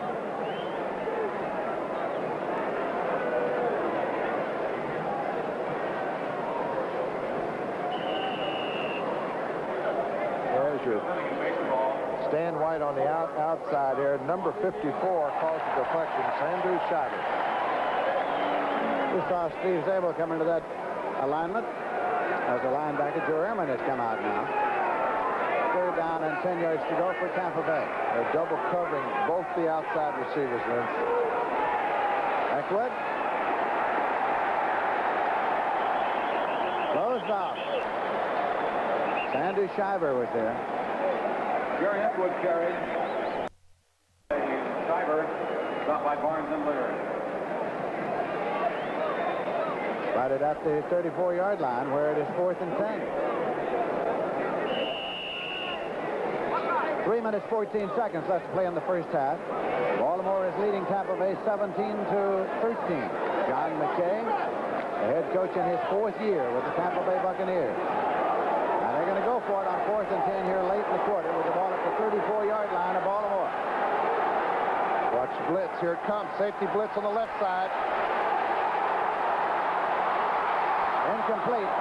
He's trying to get it to Giles. Bruce Laird made a diving attempt. Ball goes over on down to the 34-yard line. There you see Doug Williams picking himself up. He didn't get sacked. But Nesby Glasgow, the rookie from Washington, came in from the safety blitz. Here he is from the left side. You see him at the top of your screen. The tackle, Dave Reeves, blocks on the left side, and Williams doesn't even see Glasgow. He hits the quarterback, and Bruce Laird should have picked it off. It was 4th down anyway. So the ball changes hands with 2 minutes, 50 seconds left to play in the half. Colts are leading 17-13. They get it at their own 34-yard line. Greg Landry, the quarterback. He's quarterbacking throughout the first half. Burt Jones has not played. Unloads to Hardiman. Up to the 40-yard line. Cecil Johnson was there on the stop. 40-yard line. Well, we're winding down on the 2-minute warning here, Lindsay. They've got all of their timeouts remaining, so Landry's no rush. Andy Crowder is coming in defensively now for Tampa Bay, and Bill Kohler has gone out. That's at the nose tackle in the 3-man alignment. 2:15 on the clock, first half.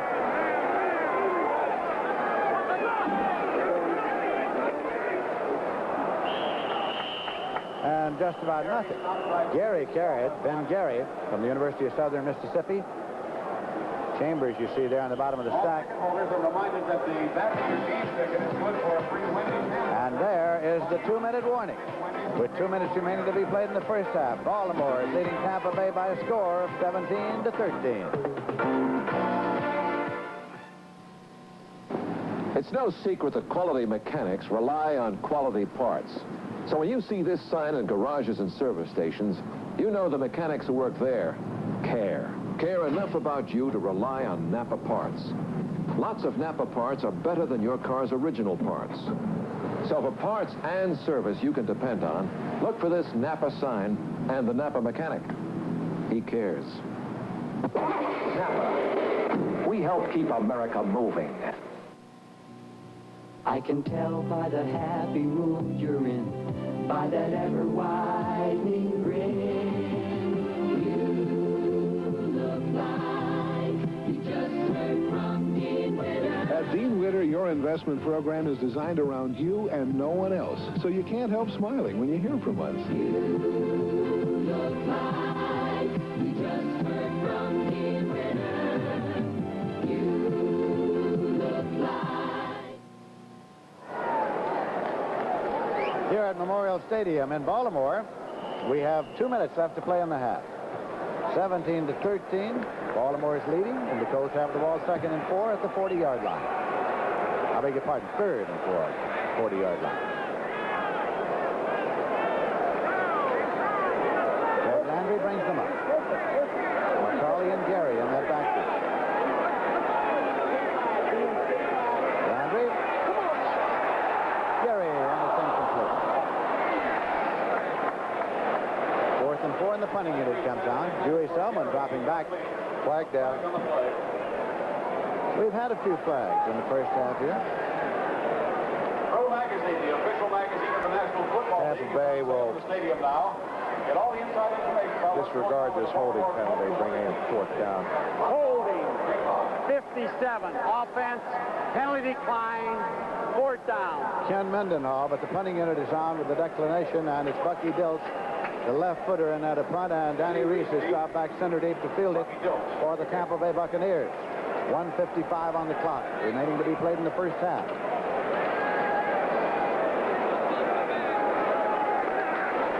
Dilts. Reese for the fair catch. Lets it go. Should have caught it. It's being down at the 10-yard line. Should have caught that. Should have made the fair catch, Lindsey. It cost him about 12 yards. A 50-yard kick with the roll down to the 10-yard line. So the Buccaneers get the ball, but they get it deep in their own territory.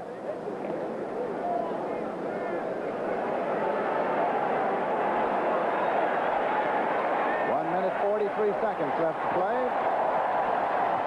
in the first half. Now let's see if the Colts, having Tampa Bay backed up, a lot of strategy could go on here, Lindsey. You could see Baltimore take a few timeouts. Eckwood is in the right set. Ricky Bell's in the left set. Greg Williams in the end zone. Well, he throws it incomplete. Penalty marker's thrown. He's trying to get it to Eckwood. It's an umpire's flag, I think. Well, he threw it away, but at least he threw it in the direction where the receiver was. Pass incomplete. Flag on the play. That is, I think, an ineligible pass receiver off the line of scrimmage.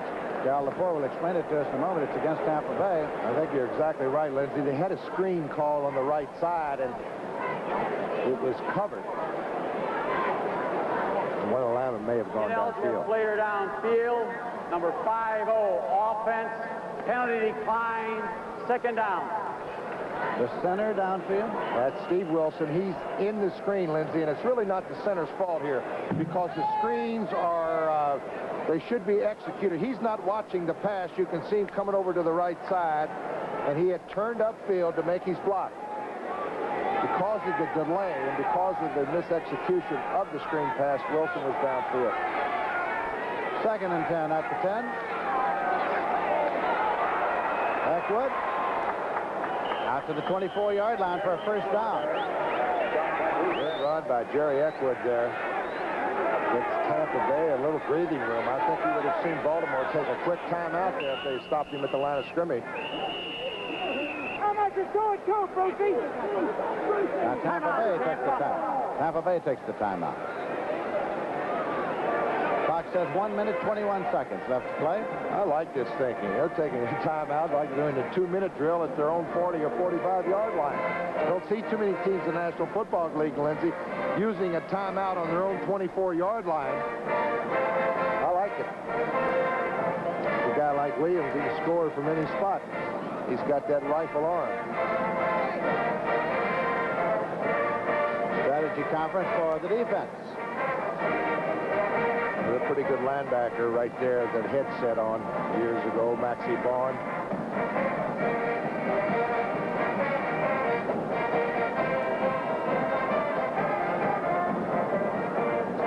Mark's brother right there. Buccaneers will be in Green Bay next week, and as Paul mentioned earlier, we'll be there, and many of you in the Tampa Bay area will see the telecast of Green Bay and Tampa Bay next Sunday here on CBS. As Johnny McKay looks on, his fine young rookie out of the University of Arkansas, Jerry Eckwood, now 42 yards on 11 attempts. You saw Bill Johnson on the headset just behind the head coach of the Tampa Bay Buccaneers. 1st and 10 at the 24, and Doug Williams is back. Good long. Hagins can't get to it, but can Doug Williams ever put it up? Can he throw it?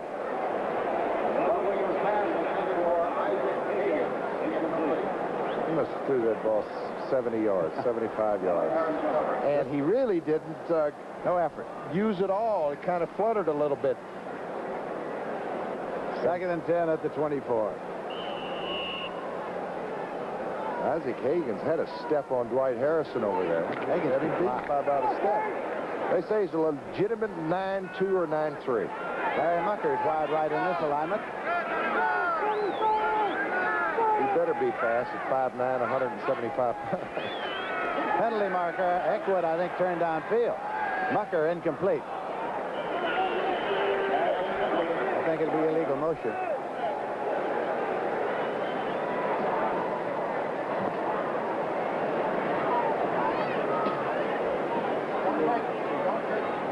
That's what it is. Man in motion can run laterally or away from the line of scrimmage, but he can't run toward it.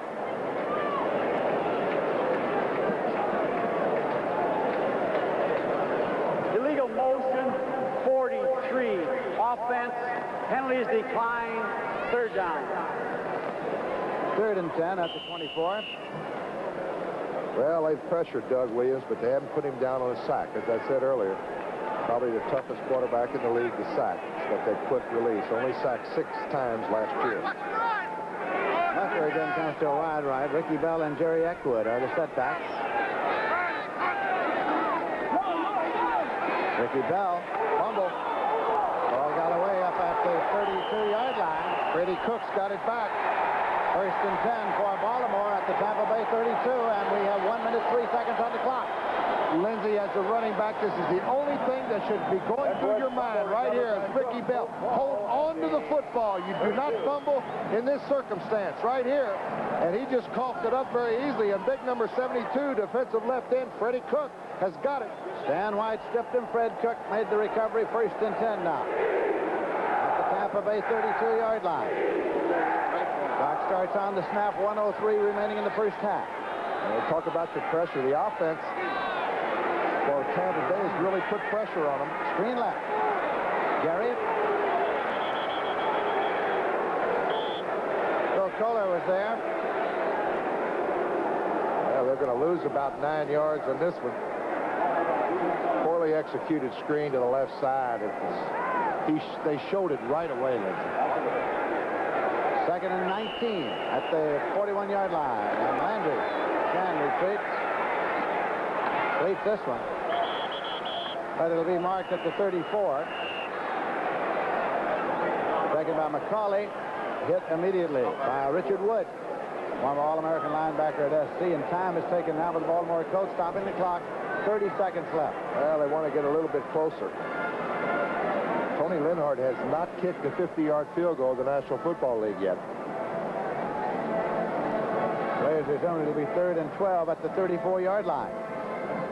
What I was saying, the points on the board from Baltimore were all caused by Tampa Bay's offense. Actually, the defense of Tampa Bay, rated as one of the best in the National Football League, really has played well. But, boy, they've been put under some terrific pressure here in the first quarter, especially. Tonight on CBS, they'll be leading off with a hard-hitting edition of 60 Minutes. And then Archie and Edith Bunker keep the comedy going on All in the Family. Join Bonnie Franklin for One Day at a Time. You'll see why when you're looking at CBS, you're looking good. You're looking good. Looking good right here. The NFL at its best on CBS. There's Ted Marchibroda. Greg Landry's got to play. Talking to Bill Munson, quarterback coach. In case you've joined us along the way. I was with Bill Munson. He's quarterback coach for Tampa Bay.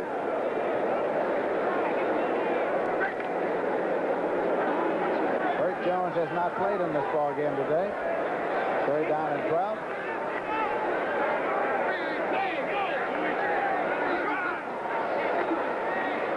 And he swings it out now to Gary. Then Gary to about the 32. That play didn't look good at all. It looked like the play you made up in the backyard when you were kids. You remember that? Well, you go up the middle, you go up the right side, and I'll try to hit you over in this right flat. Didn't fool anybody. Timeout again for Baltimore. 18 seconds on the clock. It'll be 4th and 10 when play is resumed.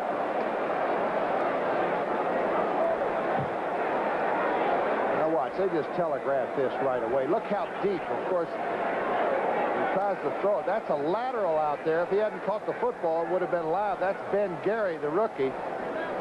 And he gains about 2 yards, but it wasn't going to fool anybody. At halftime,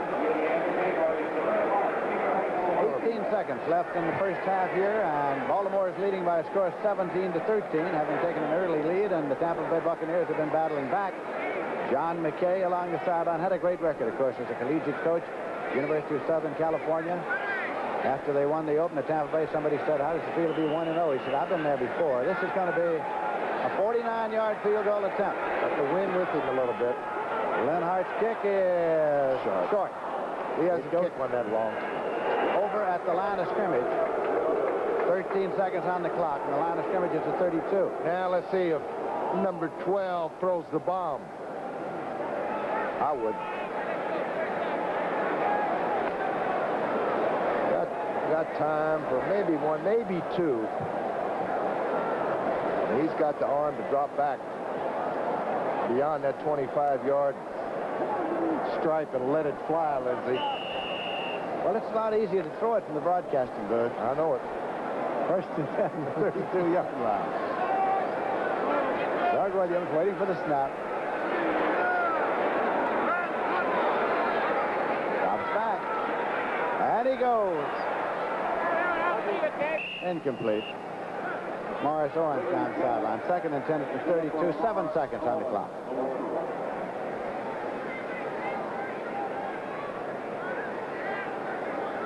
Doug Williams. Doug Williams made his debut as a football commentator last year on the Senior Bowl game. With my man sitting to my left. You worked with him, didn't you, Lynn? Yeah. He is 6 for 17, by the way, 115 yards. Here in the first half, he has missed his last 7. Now back again. It was Jimmy Giles, but there's a marker back at the passer. Giles couldn't hold on. 1 second on the clock. Giles is down. He was popped pretty good by Curtis Jordan. I'll check that. It's Nesby Glasgow, number 25. Here, you'll see Glasgow come into Giles. Just perfect timing here. Holding is called against Tampa Bay.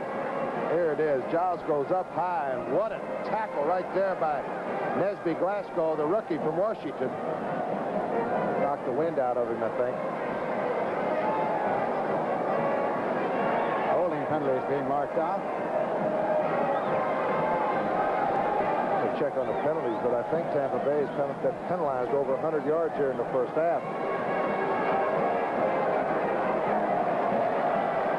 Yeah, Giles all right. Holding 75.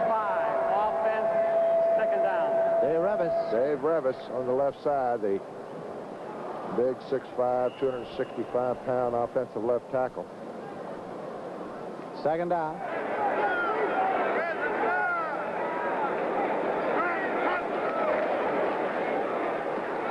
Leave this one on the ground, and time has run out. They just elected to run out the clock with Eckwood carrying on the final play. And so we have reached halftime intermission here at Memorial Stadium in Baltimore, with the Baltimore Colts leading Tampa Bay by a score of 17-13. And it's been a ball game that has seen lots of action. Lots of mistakes. Lots of mistakes, lots of penalties. That's right. We had 4 turnovers, and those turnovers actually handed Baltimore those first 17 points. So we have nothing conclusive here with a difference of 4 points and a half yet to play in Memorial Stadium, Baltimore, Maryland. Now, the best Zenith ever. System 3 is even better. The sharpest Zenith picture ever. Sharpest picture. An all-modular chassis designed to be the most reliable Zenith ever. Most reliable. And now, computer space command remote control. 105 channels. Zenith's most advanced. Most advanced. Zenith System 3. System 3. Now, even better. A storm-damaged house and a lady and her plants have a problem. Everything will be all right. I hate lying to him, but I haven't got the money to fix this. And you know how long the insurance could take. Not with Allstate. Allstate has more professional claims specialists than any other company to make sure your settlement is fair and fast. I'll call your contract. That didn't take long. You're in good hands with Allstate. And that's a promise from us, at Good Hands, people. Great news for your home at Sears Super Homeowner Sale. Super values on many items like these. 20-inch designer bathroom vanities with top. Now $59.99 each. Save $25. Their matching wall cabinets are each $39.99. Save $10. Get this versatile Sears Best 1-horsepower Craftsman sprayer compressor and save $140. Comes with spray gun, air hose, and air chuck. Super savings right now at Sears. Where America shops for value. Lightning action in the ring, on the rink, and on the road. Next Saturday at 4:30 Eastern, the CBS Sports Spectacular takes you to Houston for the lightweight battle between Howard Davis and Termite Watkins. Then see top American skaters vie for top national honors as we take you to Fort Worth for the finals in the U.S. Roller Skating Championships. And finally to Monza, Italy, as the greatest Formula One drivers in the world go wheel to wheel in the Italian Grand Prix. A spectacular Saturday of sport. You'll say you saw it on CBS Sports. Here at Baltimore, we had thought at the start of the afternoon's activities that perhaps because of all the injuries that Baltimore might very well be down and perhaps out of the ball game early. It didn't turn out that way because it was Tampa Bay mistakes that allowed Baltimore to cash in and take an early lead here. But then the Tampa Bay Buccaneers came roaring back to get themselves back in the ball game. They would be within field goal range except for the fact that Baltimore blocked one conversion attempt, and so it's a 4-point differential as we read the halftime. Later this afternoon, CBS Sports will televise the men's and women's finals of the U.S. Open Tennis Championship. From Flushing Meadows, New York, for a report, here's Pat Summerall and Tony Traber. Tony, it's been a long tournament. It's been filled with controversy, but now finally it's championship time. We're down to the finals in the men's and women's, Pat. Should be two extra good matches. Tracy Austin against Chris Everett Lloyd and John McEnroe against Vitas Gerulaitis, an all-men's final in New York. A subway series, so to speak. Let's take a look now at the participants. First of all, Chris Everett Lloyd against Billie Jean King. This is match point in their semifinals. Billie Jean King won the first game of this match. Was not able to win another game. It was all Chris Everett Lloyd. Watch this concluder right here at match point. Game, set, and match. Chris Everett Lloyd advanced to the finals. 6-1, 6-love over Billie Jean King. She'll play Tracy Austin, who defeated Martina Navratilova in their semifinal match. This is match point, and a fine return by young Tracy Austin. Got her to a 7-5, 7-5 victory. As far as the men are concerned, it'll be Vitas Gerulaitis against John McEnroe. And what a comeback Gerulaitis accomplished against Roscoe Tanner. Gerulaitis lost the first two sets, was down an early service break in the third set.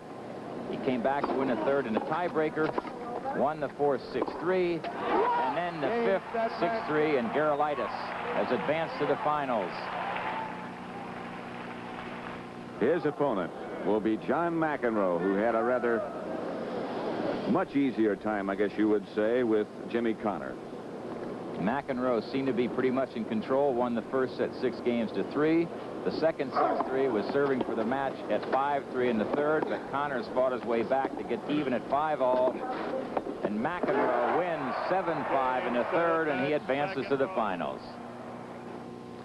Tony, I congratulate you. You picked Chris to reach the finals, and she has done that. You picked John McEnroe to reach the finals, and he has done that. Some people just get lucky, Patrick. I guess you're right.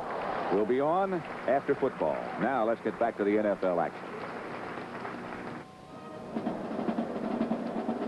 Well, Paul Horning, certainly we've had action in the first half, if nothing else. Well, we sure have, and Lindsay, it started off as if Tampa Bay was really going to dig a hole for themselves. They couldn't get out. They came back in the second quarter. It was all Tampa Bay throwing the football. They looked pretty good, and we got ourselves a 4-point lead by the Colts.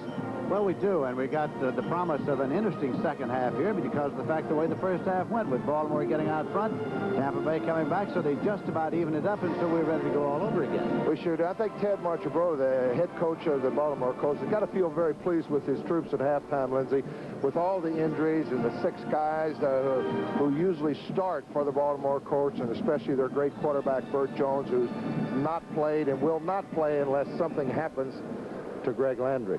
I know that fans of Tampa Bay must have been discouraged early in the ball game because last week they saw their team on Saturday night defeat Detroit for, I don't know, about 14 hours, they were champions of the whole world because nobody else had played, and they waited a long time. They sure have, and they're in this football game. They could win it. It's anybody's ball game right now, Lindsey. And I'll tell you one thing, if they could get out of this trap with the win today here in Baltimore, heading up to Green Bay, I think they're going to be the favorite over the Packers up there. If they could get a win there, it'd be unbelievable that a team this young already could be the favorite of the NFC Western Division, Central Division. Absolutely. Well, let's take a look at the field here where we have some halftime entertainment going on. It is the Severna Park, Maryland High School Marching Band, directed by Thomas Powell, entertaining at halftime here at Memorial Stadium. And the halftime score is 17-13. Baltimore is leading the Tampa Bay Buccaneers.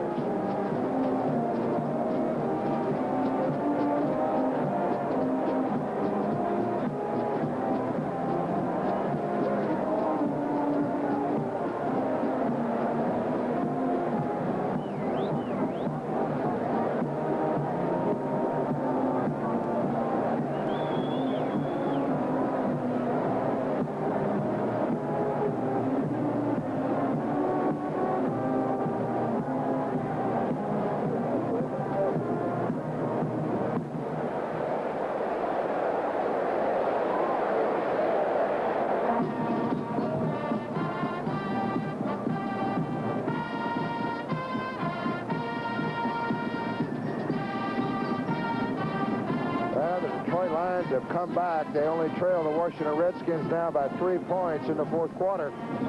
Mark Mosley, a 41-yard field goal is the difference in that one right now, Lindsey.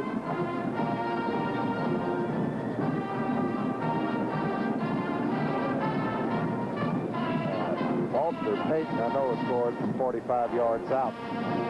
They're giving Minnesota all they want, 26-7. It looks as if the Bears are headed for their second straight win. Now let's check out some highlights all around the country. It was 7-0 New York. Then it became 14. Jim Hart's pass was intercepted by Ernie Jones. Scampert watched the block right there on the receiver. No chance to get back on the tackle. 14-0, and then St. Louis responded. Quickly, it was 14-7. Then Pisarcik, with a huge error right here, didn't tuck the ball away. Mark Arneson scooped it up for the Cardinals. 30-yard touchdown. It was tied at 14. Second half kickoff. Willard Harrell, formerly of the Green Bay Packers, came right up the middle, danced to a hole, beat one man, and got across inside the 40-yard line. And from there, Hart, off the play fake, went to the end zone. Al Chandler, and now it is 27-14. Irv, how many yards has Walter Payton gained in Chicago? 182 yards. The game just ended, and the Chicago Bears wound up beating the Minnesota Vikings by a score of 26-7. And it was Vince Evans in the second quarter really got things going for the Bears. When they wanted to get a score in a hurry, they put him in at quarterback, and this is what he did. He went up top, a 56-yard touchdown strike to number 89, James Scott, and Chicago took a 12-7 lead at that point in the game. Walter Payton, in the third quarter, his first carry from scrimmage here, ran was 43 yards for a touchdown, and at that point, Mr. number 34 put everybody on notice that it was going to be his day, because he comes right back again later in the fourth quarter.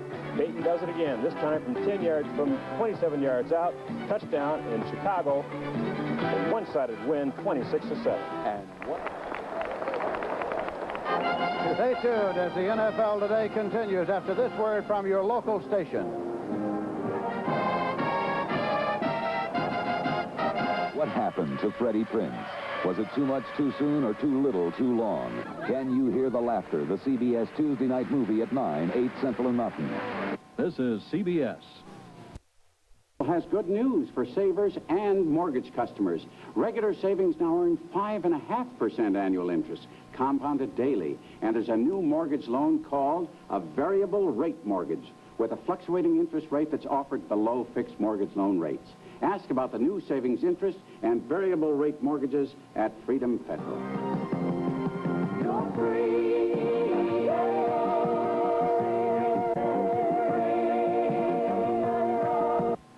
Time is money. Using time effectively means added profits and improved business efficiency. That's where Westside Communications can help. A Westside beeper can keep you in touch for important calls and messages. All over town in the privacy of your own daily schedule. No itineraries, no more tracking you down. One phone call puts you in touch. A West Side beeper is a time and space expander. It can work for you today, saving time, improving service. Call West Side Communications now. Tell them Leonard Nimoy gave you the message. People will invent any excuse to keep from talking to a life insurance agent. This is a recording. At the tone, please leave your name and number. But you see, my husband handles all my insurance needs. Life insurance? I shall never die. But excuses could leave your family with nothing. And there's no excuse for that. When your independent life agent calls, talk to him. Channel 13, Tampa, St. Petersburg. Well, we might as well have a little nostalgia time. The great teams of the late 50s were the Baltimore Colts, who played here, and the great teams of the early 60s were the Green Bay Packers, on which you pitched. What kind of memories do you have of this field? Well, I tell you, this is always a kind of a special place for me, Lindsay. It's always seemed that when we played, the Green Bay Packers played against the Baltimore Colts, it seemed like everybody teamed up against Jimmy Taylor, and usually my best days came against the Baltimore Colts. Seemed like they were putting all the linebackers on Jimmy. I used to love to play here. That's some great, great teams here, the Baltimore Colts of the late 1950s. We'll be continuing in a moment. Here's to good friends. A toast. Here's to a vanishing breed. Bill Evans, bachelor. End of a perfectly good ladies' man. To Bill Evans, a free man. 13 more hours. If you want the taste of a truly great American beer, tonight, let it be Lowenbrow. Beach. Come on, you guys. You're beautiful. It's official. Ford's answer to rebates, the largest incentives ever available to its dealers. The biggest clearance offer in Ford history just got bigger. See your Ford dealer and discover how many hundreds of dollars you can save on new trimmer LTDs, Mustang pace car replicas, elegant Thunderbirds, top V8 pickups, vans, Broncos, Rancheros. Compare the total Ford deal with any other. You may well find it's the best value overall. Would you adopt a child who is handicapped? It takes a lot of patience, a lot of guts. I'm Steve Wilson of the Tampa Bay Buccaneers, and I'd like for you to meet some people who are doing something pretty remarkable, finding permanent homes for handicapped children. It's a United Way agency, and they place kids that other adoption agencies just can't find homes for. A lot of parents who have already adopted a child with special needs also volunteer to come in and talk with the parents who are considering adoption. It made me think, what would I do in their place? These kids and their parents, they're really amazing. This is a unique service here in the Tampa Bay area, but it's typical of the way the United Way works. Thanks to them, and thanks to you. It works for all of us, the United Way.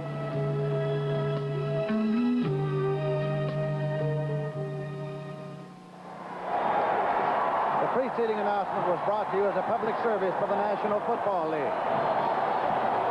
Here are halftime stats. And Lindsay, I mentioned that the 3 turnovers early in the first quarter put Tampa Bay in trouble. Look at the difference here.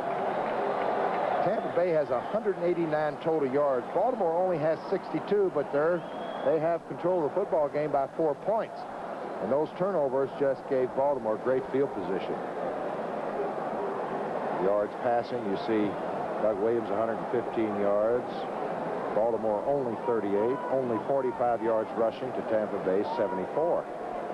And Baltimore has really had the football more. 3 minutes, over 3 minutes more. So they have had trouble moving the football against that Tampa Bay defense. And now the Baltimore Colts are breaking into formation to receive the kickoff. Ball has been teed up on the 35 by the Tampa Bay Buccaneers.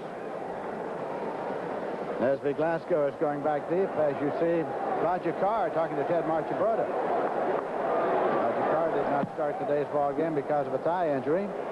Didn't see any action either. That's Neil O'Donoghue getting ready to kick off. Jerry Eckwood got half 100, Lindsay. He's gained 50 yards on 14 carries. SB Glasgow sent a deep flank by Ben Gary and Don McCauley to receive the kickoff as we start the second half. Baltimore is leading 17-13. Good kick. Gary at the goal line. Ben Gary to the 5 to the 10, to the 15 to the 20. Penalty marker goes down. Tackle is made by Rick Bonus. Well, it's a tough thing not to block below the waist on kicks or punts, and that's the new rule, and we'll see if it is. Look at a guy coming down. Lindsay Adger weighs 240 pounds, and he is kicking below the waist. Exactly what it is. Just an unnatural thing not to want to knock him down, right? Got to be. If you've been playing the game under other rules, it's got to be action and reaction. And that's a tough penalty here. Puts him way back inside the 10-yard line. Personal foul, blocking below the waist, 23 on the return, first down. Don McCauley. Don McCauley.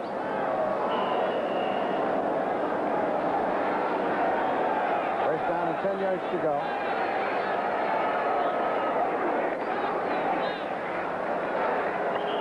Pile him up. Is that the rookie Ben Gary getting a start in there here at the first half? Let's check out. Yes, it's Ben Gary. Well, that's a final. Walter Payton scored once from 43 yards out, once from 27 yards out. I think he gained 182 yards. We watched a few of the highlights here at halftime. What a back he is. Second down and 10 at the 10. Gary and Hardiman are the step backs. Oh, boy. All the way back to the 5-yard line. Bill Soler leading the defensive charge as Landry is dropped there. Landry has no chance here. A little play action to the left side. Now watch. He sees coming from the right side, 57, David Lewis. 3-year veteran out of USC. He's going to be an all-pro. He's really a good one. Beautiful size for a linebacker, Lindsay. 6'4", 245. It can run. And Green Bay, a 9-point victory over the New Orleans Saints. And the Saints, up to their old tricks, they start off fast and then slow up. 3rd and 15 at the 5-yard line. Landry. Down to the end zone. Completes it finally out to Brian DeRue. Bill Kohler playing pass defense there from his nose tackle position. Punting unit has come out of the field now for the Baltimore Colts. And Tampa Bay should have excellent field position for their first series here in the second half, Lindsay. Danny Rice has dropped back to field the punt, and he's at his own 42-3 right now as Dilts will be kicking to the end zone. Baltimore Colts have a 4-point lead. We're in the 3rd quarter.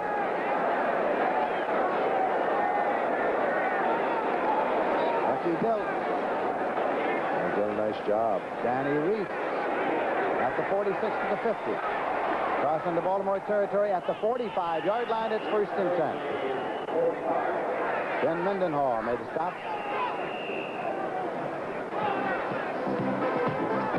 So the Tampa Bay Buccaneers have the ball. They trail by 4, but they're in Baltimore territory early in the 3rd quarter. This is complicated. But really, it's so simple, even a vice president can do it. Hello, Federal. All you do is pick up the phone. We come to your office and pick up the package. Well, even a president can do that. Hello, Federal. In fact, using Federal Express is so simple that even a chairman of the board can do it. Hello! Federal Express, when it absolutely, positively has to be there overnight. Antifreeze. You never think about it, or how it has to protect somebody beside you, or what could happen without it. Stranded, and no help for miles. Don't trust your luck. Don't trust the weather. Take out old, weak antifreeze now, and put your trust in Prestone, too. More people trust Prestone than all other brands combined. We made it. More people trust Prestone, and when you flush your cooling system, trust Prestone Super Flush. Next Saturday at 4:30 Eastern, the CBS Sports Spectacular brings you Action in the Ring with Howard Davis. Action on the rink with top American skaters by...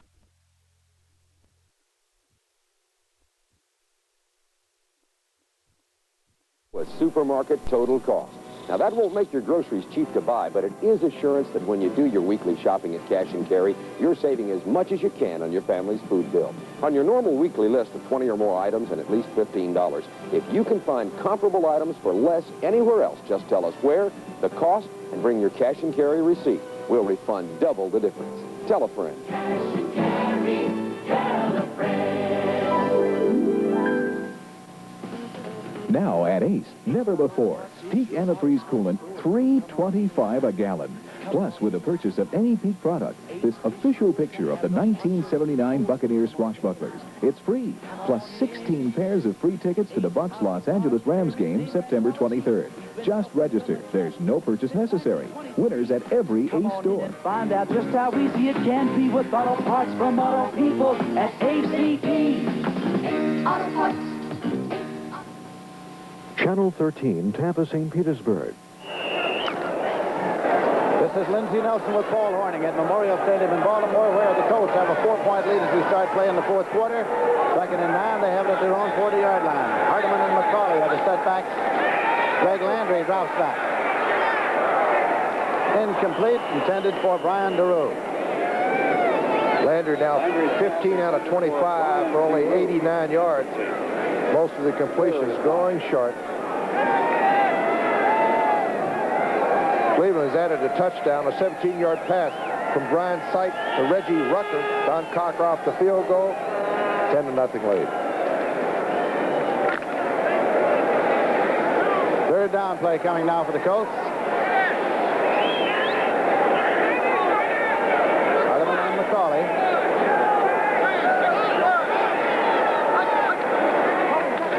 Landry. And it's intercepted at the 50-yard line. And it's being run back by Mike Washington. Washington, 50 yards. He got it across for the touchdown. He was across the goal line when it got away. If he crosses the goal line, it's all right. He lost control of the football. Mike Washington on the interception for 6. If he gets to the plane of the goal line with the ball, he can throw it up in the stands if he wishes. Now, Tampa Bay was in a safety blitz. He was picked up on the outside. Landry hung it up a little bit too long. Mike Washington's got the football. Now, let's see where he loses control. He's carrying it like a loaf of bread, Lindsey. He gets hit.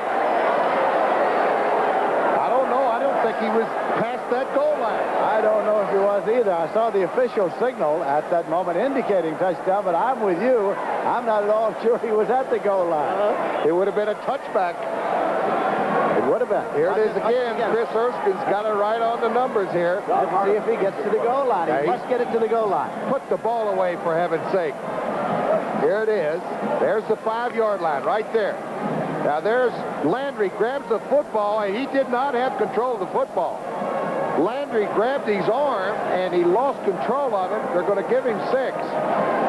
Don Hardeman was injured on the play, and that's why we held up here. Hardeman's getting attention on the field as the Tampa Bay Buccaneers have taken the lead with 14 minutes, 44 seconds left to play in the game with a conversion attempt coming. They are leading by a score of 19-17.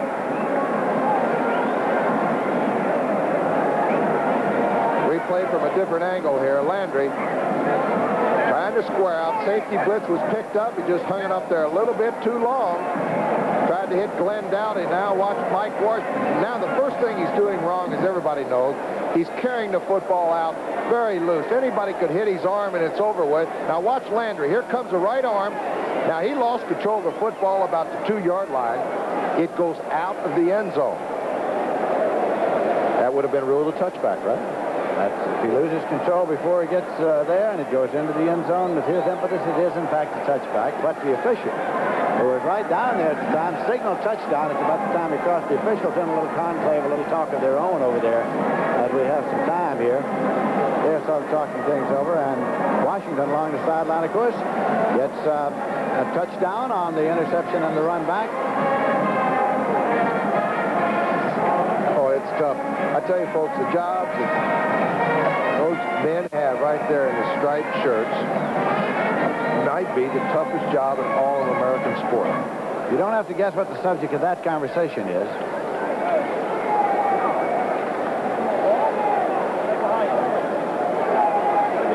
And Tampa Bay is out in front.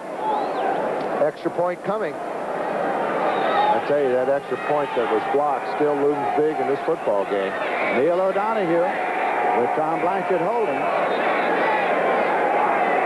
O'Donoghue is born in Dublin, Ireland.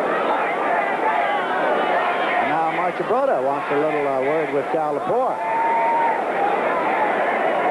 head coach of the Baltimore Colts. I'm sure he's talking about the same thing that we were just talking about. I'm sure.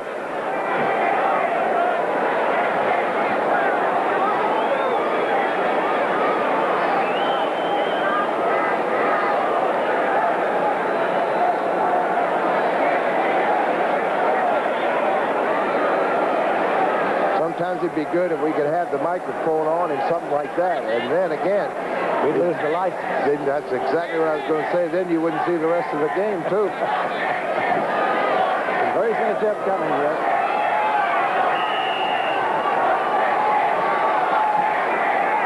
O'Donoghue's kick is good. O'Donoghue's kick is and good. So now, the Tampa Bay Buccaneers have taken the lead for the first time today. They lead by a score of 20-17. And we have a long time to go. Time for almost anything to happen. 14 minutes, 44 seconds to play. Gentlemen, tonight we're brought together here by two teams we all love. Good food and light beer from Miller. I want to take this opportunity myself to tell you, I have no respect. Gaston, je dis saignant. Shit, it's saignant down. What is it? Meatloaf sandwich and a light. Gentlemen, we all know and appreciate, light has 1/3 less calories than a regular beer, and it's less filling. But the best thing is, it tastes great. Less filling. Gentlemen. Hey, Deacon, pass the roll. Hey, Charlie, that's my beer. No, yours is by your broccoli. This is my broccoli. That's my beer. What's wrong with you guys? Hey, Bubba, you want the peas? Ooh. Hey, you gonna eat all that? Just showing off. Gentlemen, in closing, I'd like to think I speak for all of us, but I say if it wasn't for light, I wouldn't be where I am today. Hey, you're for power. Light beer from Miller. Everything you always wanted in a beer, and less. Kicking off now will be O'Donoghue. He'll put it up for the Tampa Bay Buccaneers. Esby Glasgow has dropped back center deep.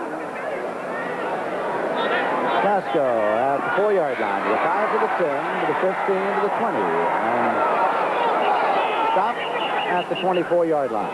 It might be a fumble. We'll see how they rule this.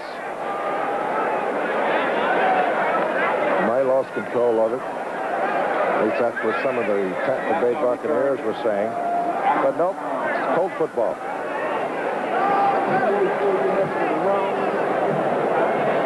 Trading field goals. It's in the second quarter. Dallas and the 49ers are tied up. Wershing for the 49ers and Rafael Septien, 23 yards out.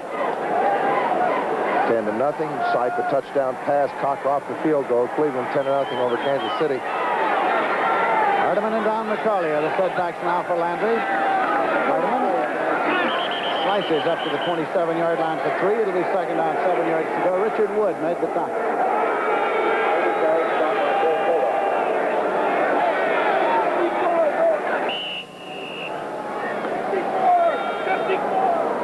Kohler goes out of the ball game, and Randy Crowder replaces him now as the nose tackle in the 3-man line of the Tampa Bay Buccaneers.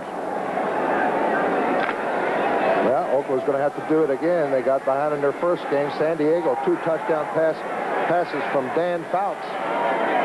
San Diego 14-0. Landry swings it out to Hardeman. But it is Mike Washington out there on the tackle, number 40. Yeah, they're going to have to go downfield, Lindsey. It's going to be very tough to start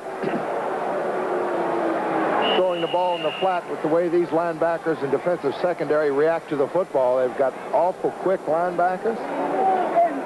Ladies are getting a little restless in the stands with their reaction to the play calling. There's a loss of 2 yards on that completed pass in the left flank. 3rd and 9. Ben Garrett's gone in now. In the backfield along with McCauley. As Hardeman has left off. Dowdy is being doubled to the right side along with Brian DeRue. Well, the Colts put the first 17 points on the board, and Tampa Bay is stormed back. Look at that. Landry is sacked. Crowder is there. All 3 of them were there. Chambers, Leroy Selman, Randy Crowder. 4th down. The punting unit comes on, led by Bucky Dawes. Let's take a look. Here goes. Landry knows he's in trouble right here. There's number 60. Wally Chambers from the opposite side. Leroy Selman and Randy Crowder makes the tackle. Wilson is deep to punt, standing at his own 2, waiting for the snap, and Reese is standing at his own 39 to receive it. Danny Reese for the Tampa Bay Buccaneers. A high snap. Pulled on by Bucky Dilts, the left footer. Gets it off. Reese has it at his 46. He's at the 50. He's at the Tampa Bay 45, 44-yard line. Bob Van Dyne made the tackle. And when play is resumed, it'll be 1st down and 10 yards to go. For Tampa Bay, the ball is spotted near the 45-yard line of Baltimore.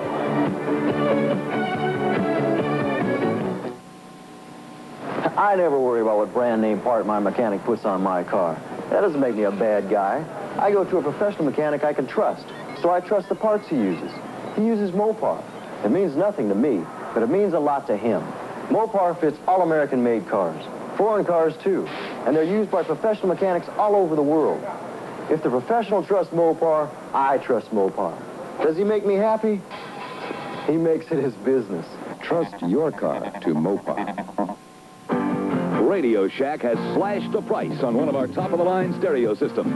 Right now, save $310 on this impressive realistic hi-fi. You get this quality AM/FM stereo receiver, a pair of realistic tower speakers, and this precision belt drive turntable, all for only $579. A great entertainment bargain and a beautiful addition to your home. The sale price realistic stereo system, just $579, only at Radio Shack, a Tandy company.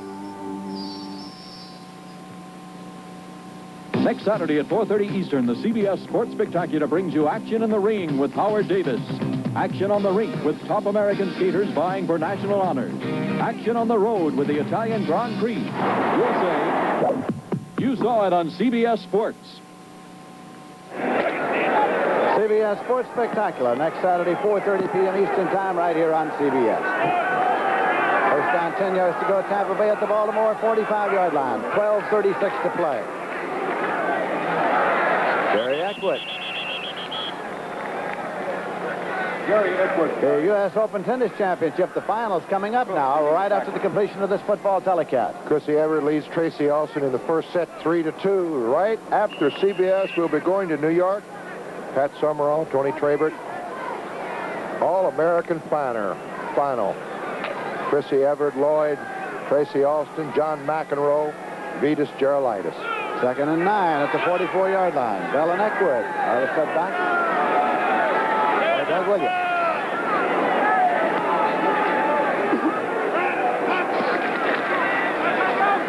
Ricky Powell got to the 40-yard line. Ray Cook made the tackle. 3rd and 5 now at the 40 for Tampa Bay. The Bucs lead in this ball game by a score of 20-17.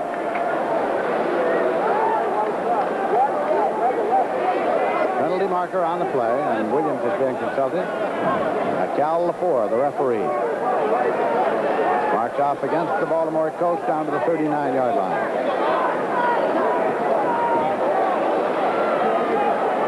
Offside, lining up in neutral zone, 23.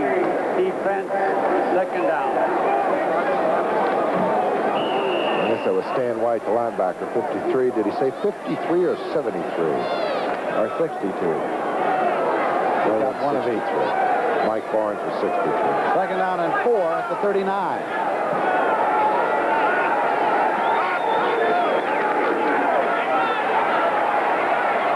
Eckwood got the 1st down. Red Cook pulled him down.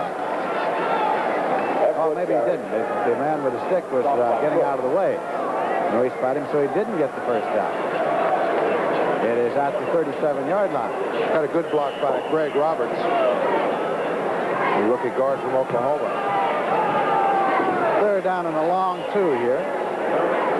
Gordon Jones, number 84, checks in with the play. Oakland's on the board with the field goal. 2 touchdown passes by Dan Fouts for San Diego.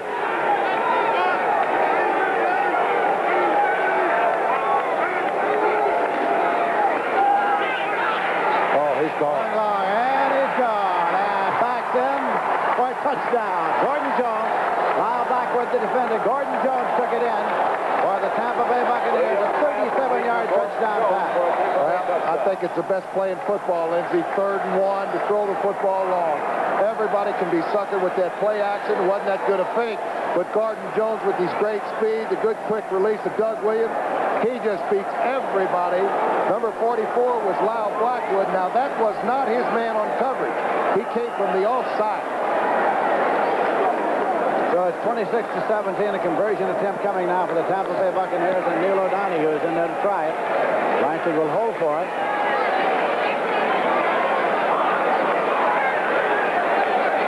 Lindsey, you know, we used to make a living on that play. O'Donoghue blocked again. Yes, blocked, deflected wide. It's no good. I was going to say, Lindsey, we used to make a living on that play, 3rd and short. I always kidded Bart, you know, now that he's the coach of the Packers, they don't use it too much. So next week, Tampa Bay won't have to worry about it too much. Here's O'Donoghue, and it's blocked.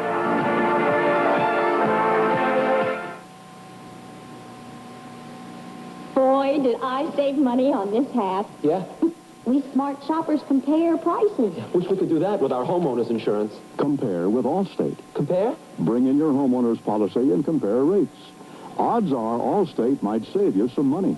We can save you some money. It does pay to compare. Oh, it sure does. Love your hat. Hey, where'd you get the hat? You're in good hands with Allstate. And that's a promise from us, the good hands people.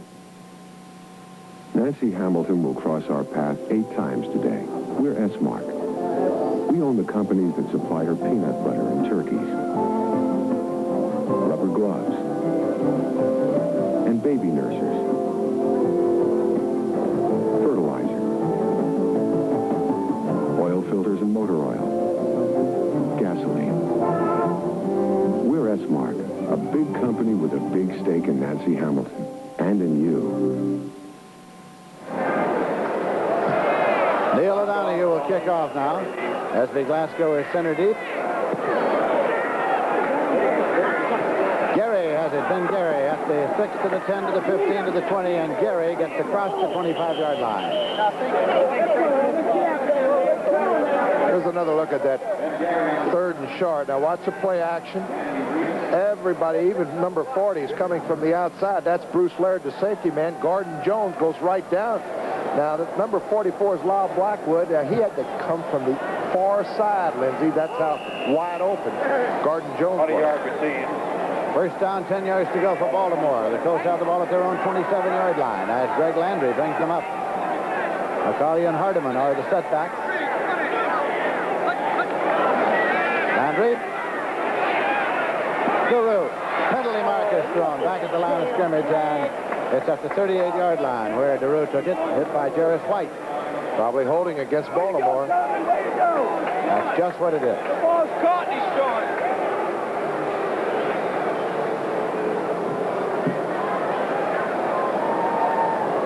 And Miami might be 2 field goals or might be an extra point miss, but they've got a 6-0 lead over Seattle in the second quarter.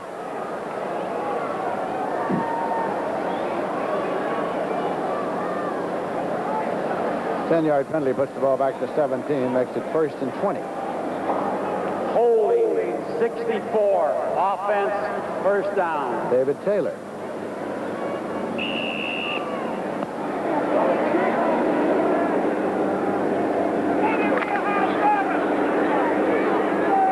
Brian DeRue far right. Jim Dowdy far to the left side.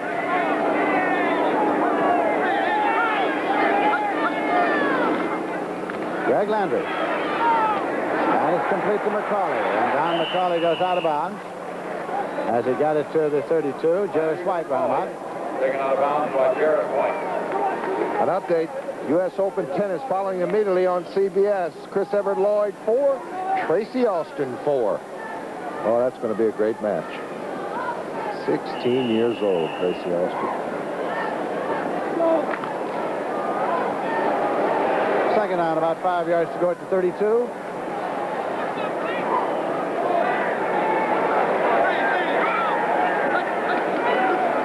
Golly. Driving for the sticks. He's got it. He's got the 1st and 10.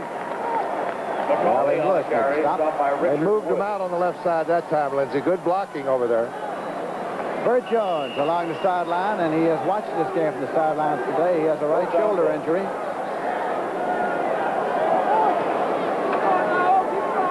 First and 10 at the 38-yard line. The Colts are trailing in the game with Tampa Bay out front 26-17.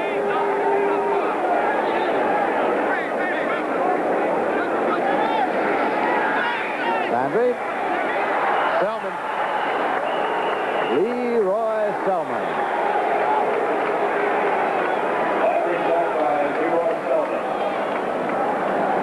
Also on the tackle, Randy Crowder.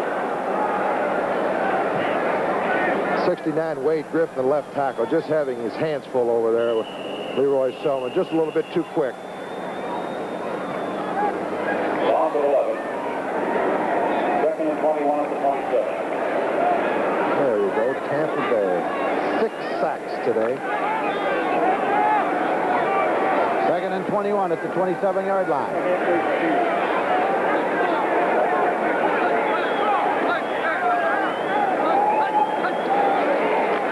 Greg Landry. Deflected, incomplete. Up the middle. Deflected by Dewey Selman. 3rd and 21 at the 27.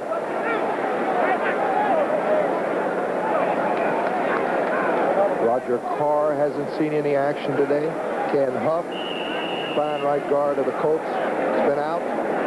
Joe Washington has not played a down. Told me today it hurt him. He was swollen a little bit, but he thought he could play. LaRue comes to the right side, double with Glenn Dowdy. Watch your D-back. Safety blitz. Again. Mike Washington got to him. Punting unit is coming on, led out there by Bucky Dilts. I guess literally you call that a cornerback blitz. Mike Washington plays the right corner on that defense at Tampa Bay, but it's, in effect, it's the same thing as the safety blitz. Instead of safety goes over and plays the corner when Washington blitzes. Off to 11. Dilts to kick. Dilts to kick, and Danny Reese is dropped back to receive it.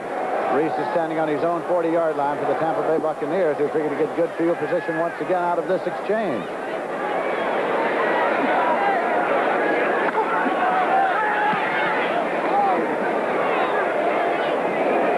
Reese has it at his 42, 45 to his 47-yard line. Where Tampa Bay starts 1st and 10. Ozdowski made the tackle. So with 8 minutes 55 left, it's 26-17.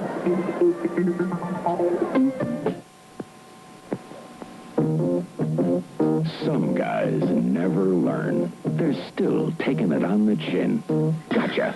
Norelco offers the Norelco rotary razor. Not 1 or 2 blades, but 36 blades inside 3 adjustable floating heads and a unique shaving angle for a very close shave without a nick or cut. So say hello to the Norelco rotary razor and say goodbye to Gotcha. Take care of your car at Kmart. Your Kmart Automotive Center has the answer to your muffler problem.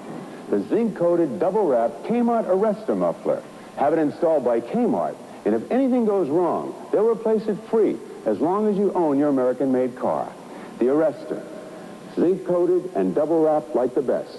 And best of all, Kmart price. Get it at Kmart Automotive Centers across the USA, where quality auto products are Kmart priced. This young man took a summer job in this plush resort hotel, but he never expected this. It's The Last Resort, premiering Wednesdays this fall on CBS.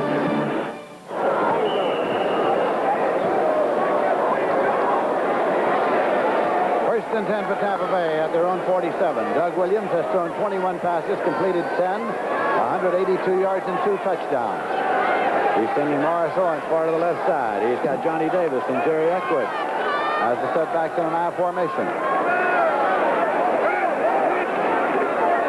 Eckwood got it across to the 49-yard line of Baltimore. Well, they're content maybe to run up a few first downs here, take some time off that clock. Whatever it is. That's Dolly Parton Jr., I think. I can see some Nashville down in your area. Come on, deep down. Second down and 6 yards to go at the 49-yard line.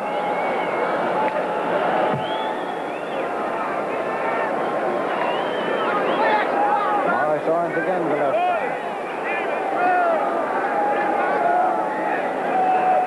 Ricky Bell and Eckwood. Williams. Eckwood intercepted. And being returned now by Sandy Shiver. First and 10 for the Colts, and they have the ball at their own 36-yard line. Mistake by Doug Williams that time. To avoid the sack, he threw it up for grabs, Lindsey. He should not have thrown this pass. Here's play action. Ricky Bell goes to the right to block. He's going to try to hit Jerry Eckwood down the sidelines. He was off balance. It's up for grabs. Number 54, Sanders Shiver, comes up with an interception. He's pointing for blocking help, and from behind, Eckwood makes the tackle. Colts are trailing by 9 as they have the ball with 8 minutes, 3 seconds left to play in the game. Greg Landry steps up, flips it out there, although the whistle had blown. He was in the grasp of Leroy Selman, and the rules this year say if he's in the grass, blow the whistle. And the key to it, Lindsey, is exactly what you said. This year. Last year, he probably would have got away with that little flip. But soon as the quarterback is in the grasp of the defensive lineman or linebacker, they're going to blow the whistle. It's dead. And Tracy Austin has gone in front of Chris Everett Lloyd in the first set. Remember, U.S. Open tennis right after this football game. Second and 13 at the 33-yard line for Baltimore. Greg Landry. He's unreal, Lindsey. He is unreal. And number 69, the offensive left tackle, Wade Griffin, the 3-year veteran from Mississippi, is just shaking his head. Watch how quick Selman comes into view. Before he even sets up, Selman's there. He beats the quarterback back to the set. Third and 13 now at the 33-yard line. Danny Reese is coming to the secondary as they set up 5 back there. You know, it's not so tough. They've only, most of the times, they're only in a 3-man rush, Lindsey. The offensive back, Greg Landry ought to tell one of them, help out Wade on the left side. Help with Leroy. Landry again. Giroux. Giroux to the 50, to the 45, Giroux to the 40, to the 35, and Giroux is on his way. Can they cut across? He got in for the touchdown. Brian Giroux all the way for the TD. And we've got ourselves a ball game. That little pass that Doug Williams should have taken the sack, has given Baltimore a chance, and they come back, and here's Greg Landry finally throwing downfield. Billy Giroux, a rookie from Redlands University, gets free from Curtis Jordan on the 1 tackle. There's a good block. That was Glenn Dowdy, and Giroux goes down the sidelines, and he barely gets in. He's running out of gas here, Lindsey. Jarris White barely gets him, but not in time. 67 yards on the pass play. 26-23 with a conversion attempt coming now. Tony Lenhart with Landry holding, and it is blocked. It is blocked, although it came back to Lenhart. The rules state when it's blocked, the play is over. Conversion is no good, and the score is 26-23. Boy, that's a big conversion block now. Puts it back to 3. Tampa Bay by 3. We've had 3 extra points blocked. And this time, I think it was Leroy Selman in the middle there. He can't run it. Landry comes off the field now as Baltimore will kick off, of course, and they're trailing by 3.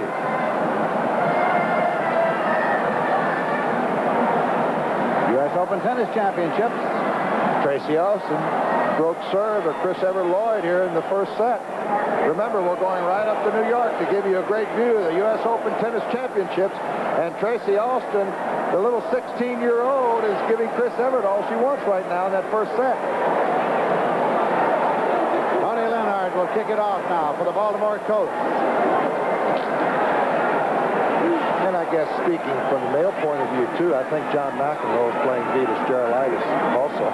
Yes, I got a little excited there when I see that youngster with it. George Ragsdale is center deep. And we've got a barn burner right here. Ragsdale at the 1-yard line. He's at the 5-10. Ragsdale to the 15-half. He's at the 20-yard line. So the Tampa Bay Buccaneers start first and 10 at their own 20-yard line. 7 minutes, 4 seconds left to play in the game. Ben Gary was downfield to make the tackle on special teams. And now Williams is sent out there by John McKay, the head coach of the Buccaneers. Well, that's something that young Doug Williams will learn. You've got to, what they have, a 9-point lead? Yes, they had a 9-point lead. They had the football, good field position. Don't throw it up for Brad. Don't give them a chance to come back. Change the whole momentum around, and Baltimore wants that football back.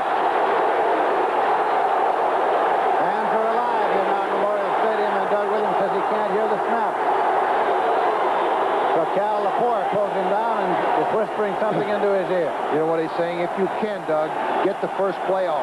If we can get the first play off, we're going to calm down a little bit. I've been in a game right here, not only one, but a lot of them, Lindsay, where you just couldn't call the play. I've been here to witness some of those, and you're right. The fans don't get any quieter. No. They become participants along about this time. They've been known to keep this up for quite a while. There it comes. At the 20-yard line. Use a quick count.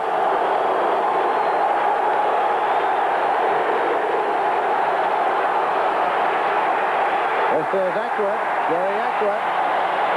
Out to the 23-yard line for 3 yards. It'll be Gary Eckwood, Gary. Herb Orvis on the tackle.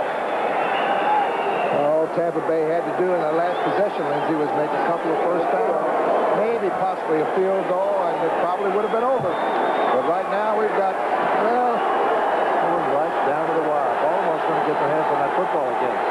Plenty of time. Second down, 7 yards to go. High formation. Eckwood to the 26. 2 running plays against 6 yards. It'll be 3rd and 4. It was Fred Cook on the tackle. Clock is running with 6 minutes, 15 seconds left to play in this game. And also on the bottom of that pile, number 54, Sanders Shivers. Sanders Shivers. Woodrow Lowe scored about a 30-yard run. San Diego easily in front of Oakland now, second quarter. Right here, Tampa Bay is leading 26-23 on the 3rd and 4. Davis and Eckwood are the running backs. This is incomplete. If they don't make it, you're going to hear a roar. Leave it on the ground. Eckwood trying to turn the corner, and he can't. Baltimore defense closes him off. Fred Cook. But there again, along with Fernandez. That'll bring the punting unit on, and the Baltimore Colts will get the ball very shortly. Colt man. The Colts are motivated.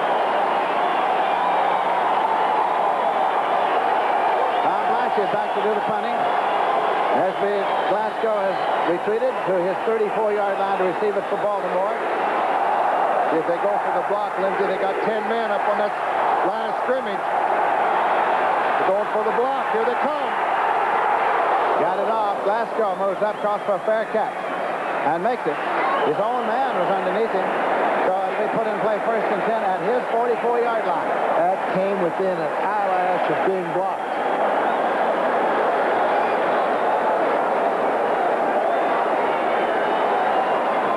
Does a beautiful job here, Lindsay. He can feel the pressure. He does it a little bit quicker. 1-2 steps. He's usually a 3-step kicker. Number 47 with the Colts almost got a finger on it. That's Larry Brazil. 1st and 10 at the 44-yard line. Hardeman and McCauley setbacks. Landry dropping back. The pitch was a screen right, taken by McCauley. McCauley sort of waiting for his screen to move, and he goes out of bounds at the 46-yard line. Lewis ran him out. Gain of 2 on the screen right, makes it 2nd and 8. Good play by Lewis. He just stuffed Ron Baker, the right guard, played him off, and knocked McCauley out of bounds. The Baltimore Colts are trailing by 3 points. We have 4 minutes, 50 seconds left to play in the game as Greg Landry calls the next play. He has quarterback Baltimore all day long. Burt Jones has not played. Go Washington. Hardeman. Across to the 45-yard line. 1st and 10 Baltimore at the Tampa Bay 45. Curtis Jordan finally brought him down. Well, they can smell it now, Lindsey. There goes the left guard, Robert Pratt. Hardeman cuts back inside and just breaks a couple of tackles for the 1st down.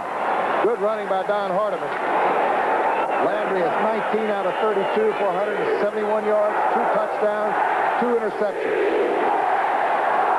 Dowdy to the left side and Brian DeRue to the right side. Landry to DeRue. He's turned out and he goes down the sideline to the vicinity of the 35-yard line. David Lewis bounced him out there. Brian DeRue, the rookie from Redlands University, with his 2nd catch here. And Landry's really pumping him up now. About it at the 36-yard line, where it'll be 2nd down and 2 yards to go.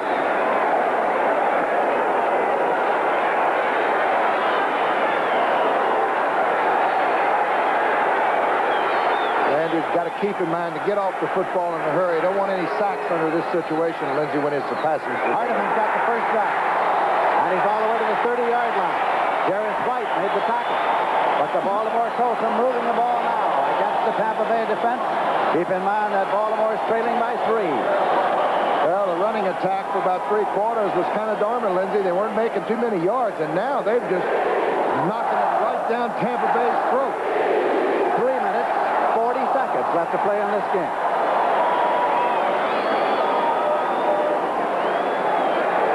Dowdy to the left side. DeRue to the right side. Hardeman and McCauley are the setbacks. McCauley gains 5 right down to the 25-yard line. They use him up to touch the 5. Leroy Selman brought him down, but it's 2nd and 5. Hardeman 56 yards and 16 attempts.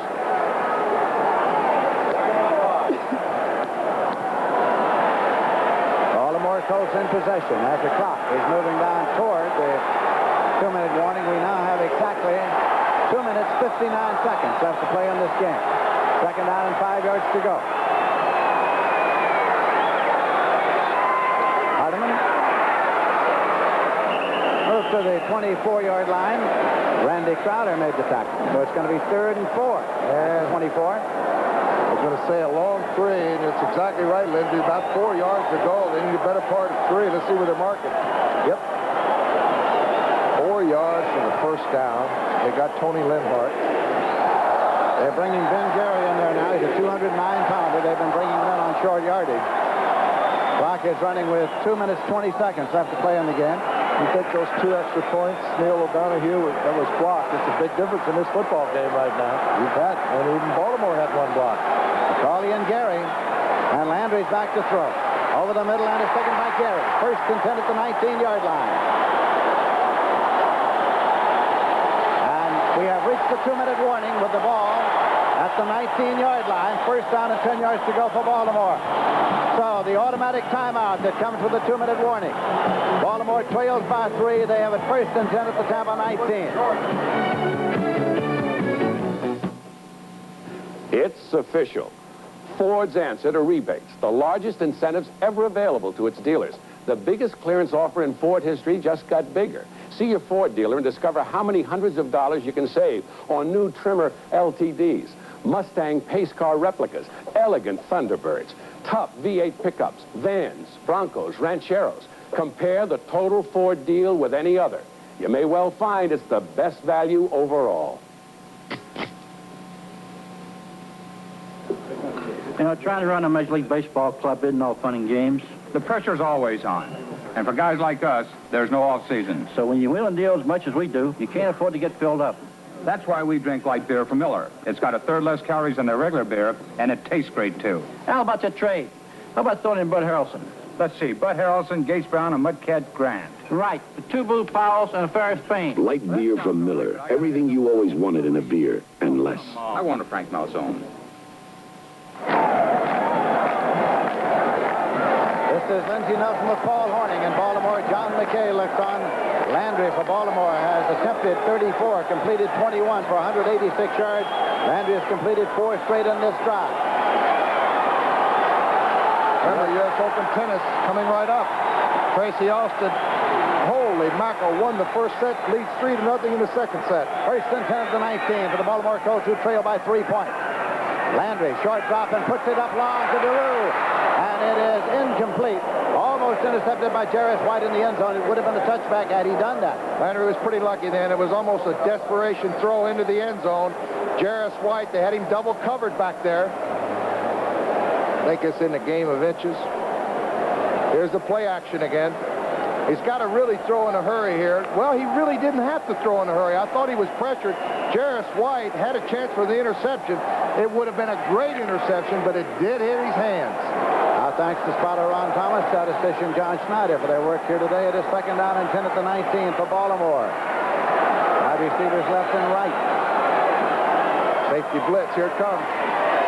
Letterman. Nowhere to go, and he is gone for a loss at the 22-yard line by David Lewis. Well, they shot the gaps with everybody. 3rd and 13 at the 22.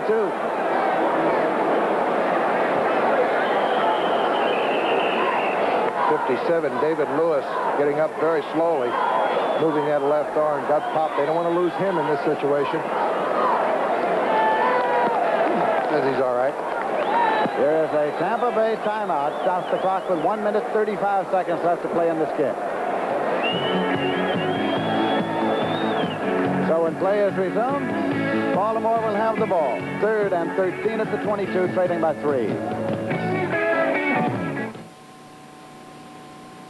I learn a lot about this hotel by walking around like a guest. Meet Carl Hurd, manager of Ramada O'Harian in Chicago. He puts a lot of emphasis on people. He even lives here in his own apartment.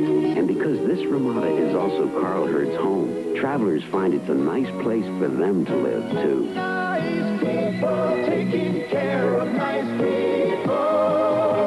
Ramada, all over the world. You often see the Firestone 721 steel-belted radial on TV, but you don't often see Firestone's top-line radial on sale.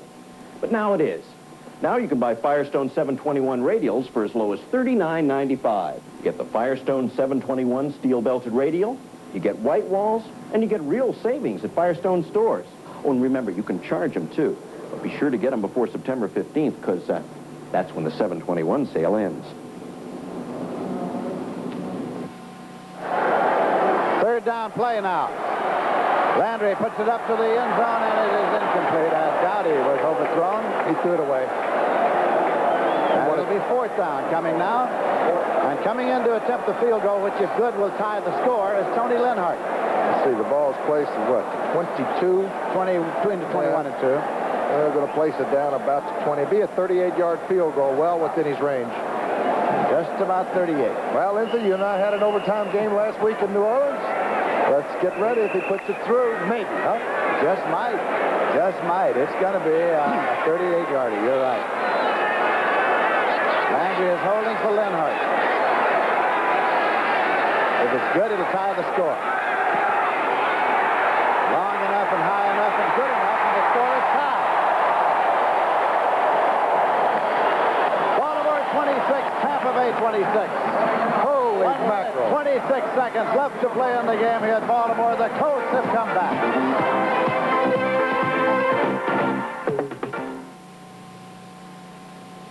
How do you spell relief? When I get acid indigestion, I spell relief R-O-L-A-I-D-S. Rolaids spells relief. Clinical tests prove with Rolaids you get relief Tums can't beat. That's right, relief Tums can't beat. In fact, relief no other leading antacid can beat. How do you spell relief? For heartburn? I know. R-O-L-A-I-D-S. Relief no other leading antacid can beat.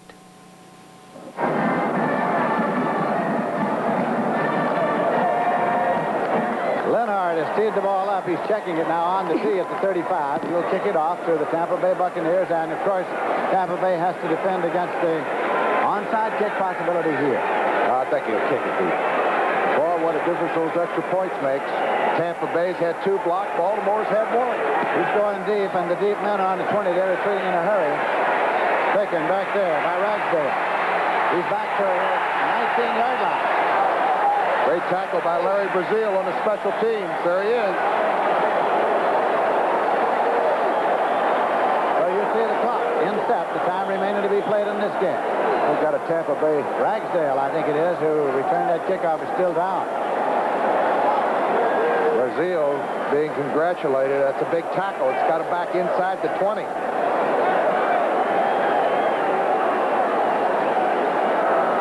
Here it is. Let's see if we can pick it up. Ragsdale, I don't think he sees. Watch from the left of your screen now. Larry Brazil right there. Ragsdale didn't even see him. Gave him a good pop. Lucky to hang on to the football. Especially, Lindsay, when you get blindsided like that. However, he is up and off the field under his own power, and the Tampa Bay Buccaneers see what they can do about moving the ball to within field goal range. They have 1 minute, 22 seconds to see what they can do about that. They have the ball at their own 19.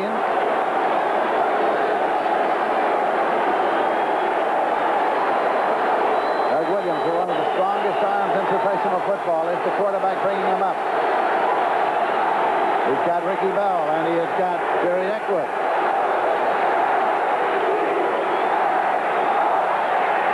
Pops it out to Ricky Bell at the 20, 25, 30. Heads for the sideline to stop the clock. Got it across to the 32-yard line before Doug Nettles ran him out. Big play by Doug Williams that time. He picked up the blitz well. He had Ricky Bell running just a little play in the right flat right here, and he picked it up real well. He's wide open in the right flat. Nobody's out there covering. He only had a cornerback, and he's got to go back with the flanker, and Bell picks up the first down. First and 10 now. Tampa Bay at their 32. 1 minute, 16 seconds left to play. Score tied. 26-26. Doug Williams wants to let it out this time, and he does. Contact penalty marker. Penalty marker. It was Isaac Hagins. Dwight Harrison got up right away and pointed to Isaac Hagins. Let's see who they're calling against. Against Baltimore, I guess, because of what happened. As you saw Harrison just simply hit the deck on his back. That's why I say I don't believe it. That's why a quarterback's very smart to throw the ball long under that circumstance, Lindsay, when you got a man-on-man, because if there's any bumping, most of the time they're going to give it to the offense. And he just lets it fly down the left side to Isaac Hagins.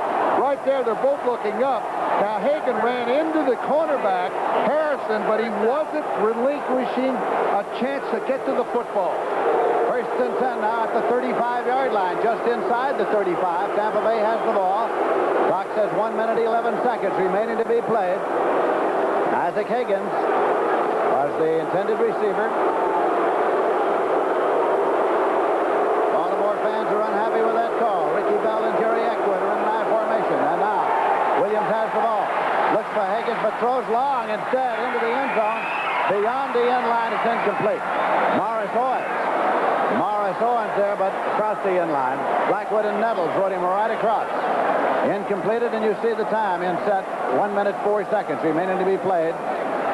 He just looked around, saw everybody was covered, said, I'll take a shot, just whipped it 60 yards out of the end zone.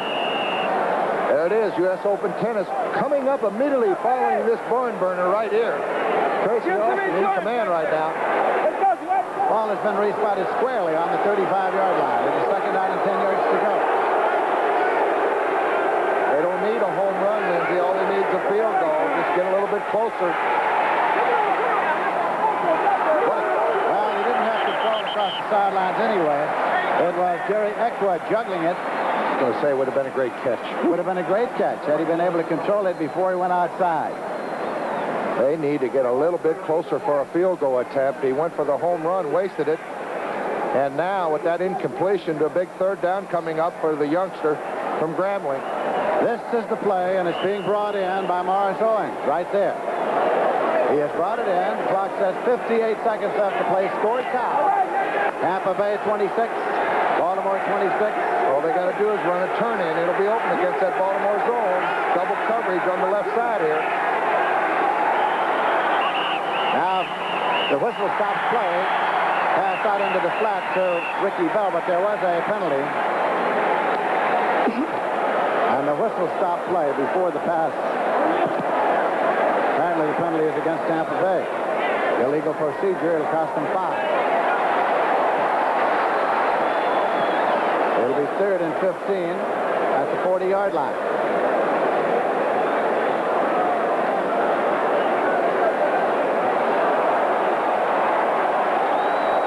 Still now. A big third down play coming for the Tampa Bay Buccaneers. False start. Move them before the snap. The whistle killed the play. 75. Offense still third down. Dave Revis.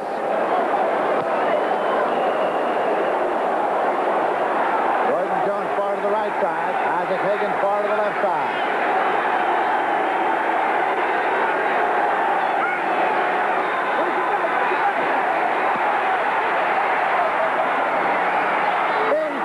Tight end Jimmie Hagins. Yep. They went to the home run. The first play got him in trouble, Lindsay. All they needed was maybe a first down. Instead, he goes for the home run on 2 out of the 3 plays. Here goes Doug Williams back. The first one was a 60-yard flip out of the end zone, incomplete. Then he goes over on the left side. Now he goes down the middle to Jimmie Giles. Just barely hit him right on the hands. Couldn't control it. And they're going to have to punt. Bill Nelson talking to his quarterback there. Punting unit is in. Tom Blanchard is back to do the kicking.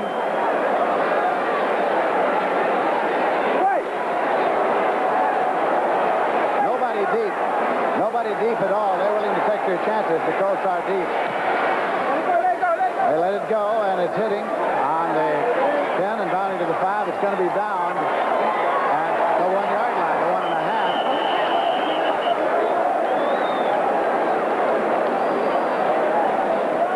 Stan White was doing exactly, but the ball is taken over 1st and 10.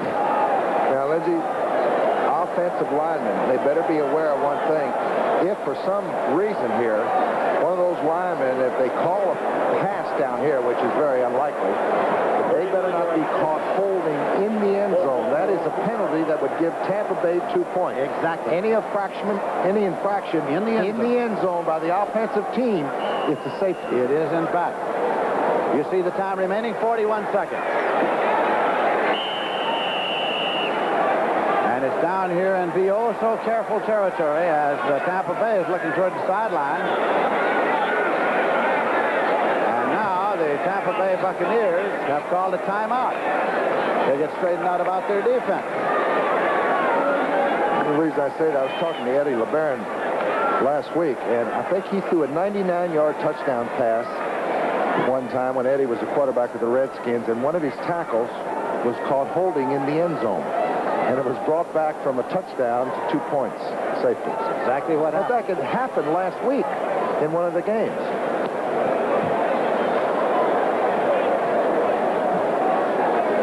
Keep in mind that when this is over now, we'll be going to the U.S.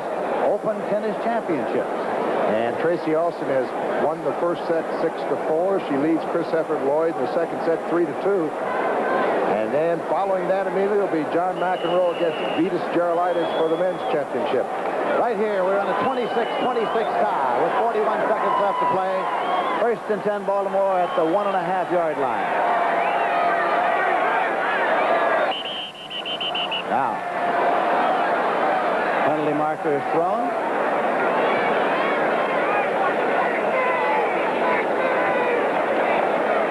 Offside. Holy mackerel, what a big break that was. He must have made contact.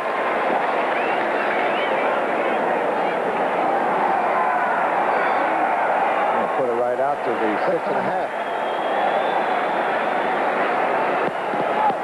Encroachment nose man on the defense, making contact with the center. First down.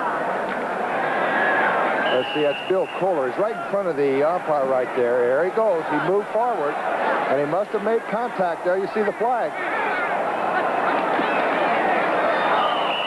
Landry just hits the deck right there.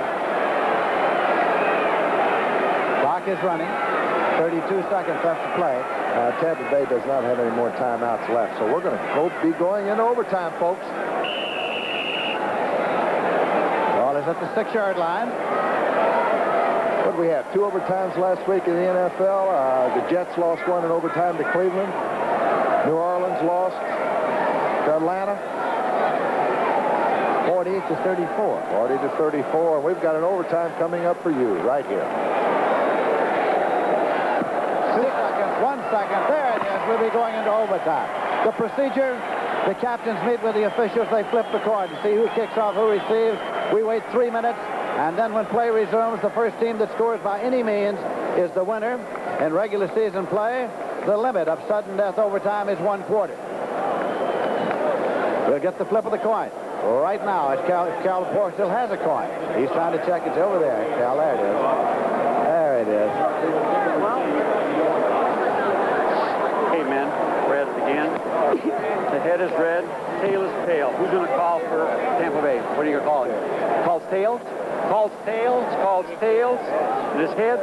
Baltimore wins the toss. Send the goal. So it is okay. You're okay as you are. As you are. Stay.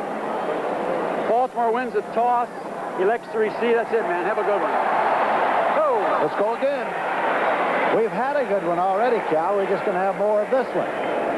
Tough situation. Play 60 minutes, and sometimes flip of the coin means everything, right? Get a hold of that football, move it down, kick a field goal, go home. And sometimes it just doesn't work that way.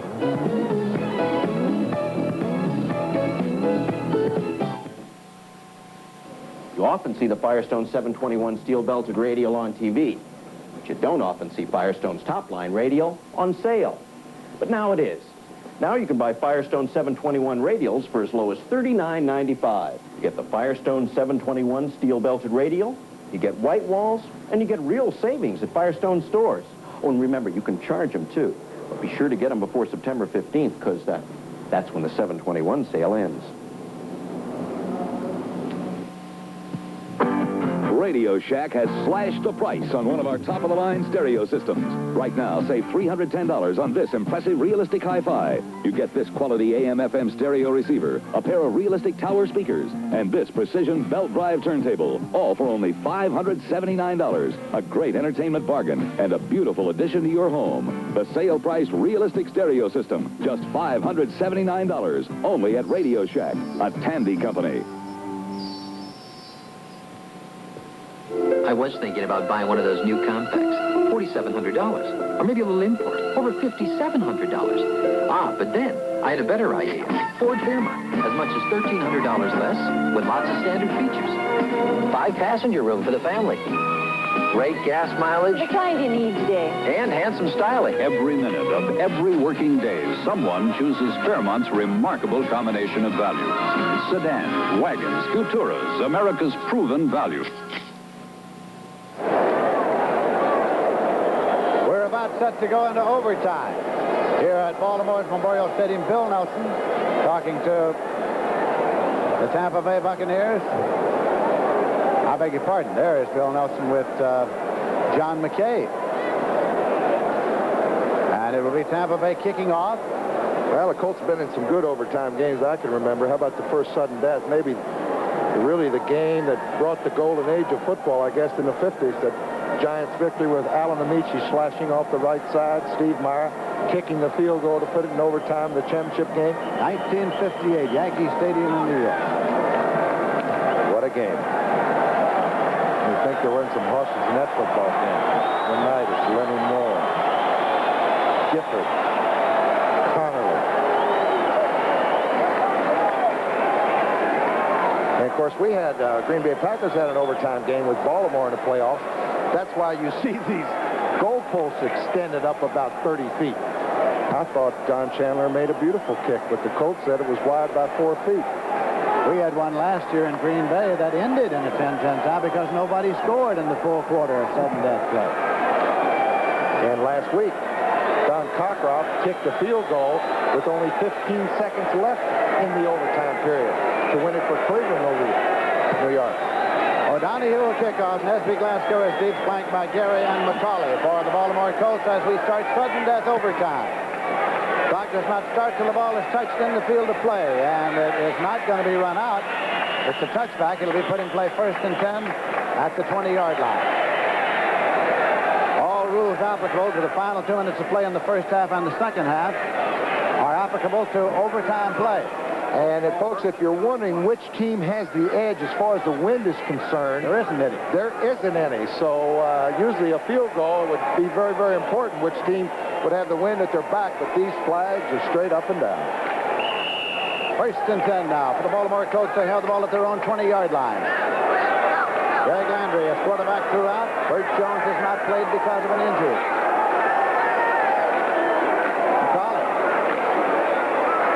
For 2 yards to the 22. Will make it 2nd down and 8 yards to go. Cecil Johnson made the stop for the Tampa Bay Buccaneers. The Buccaneers, of course, hope to use their vaunted defense to hold, get the football in good field position. On the other hand, Baltimore hopes to move downfield to get within field goal range.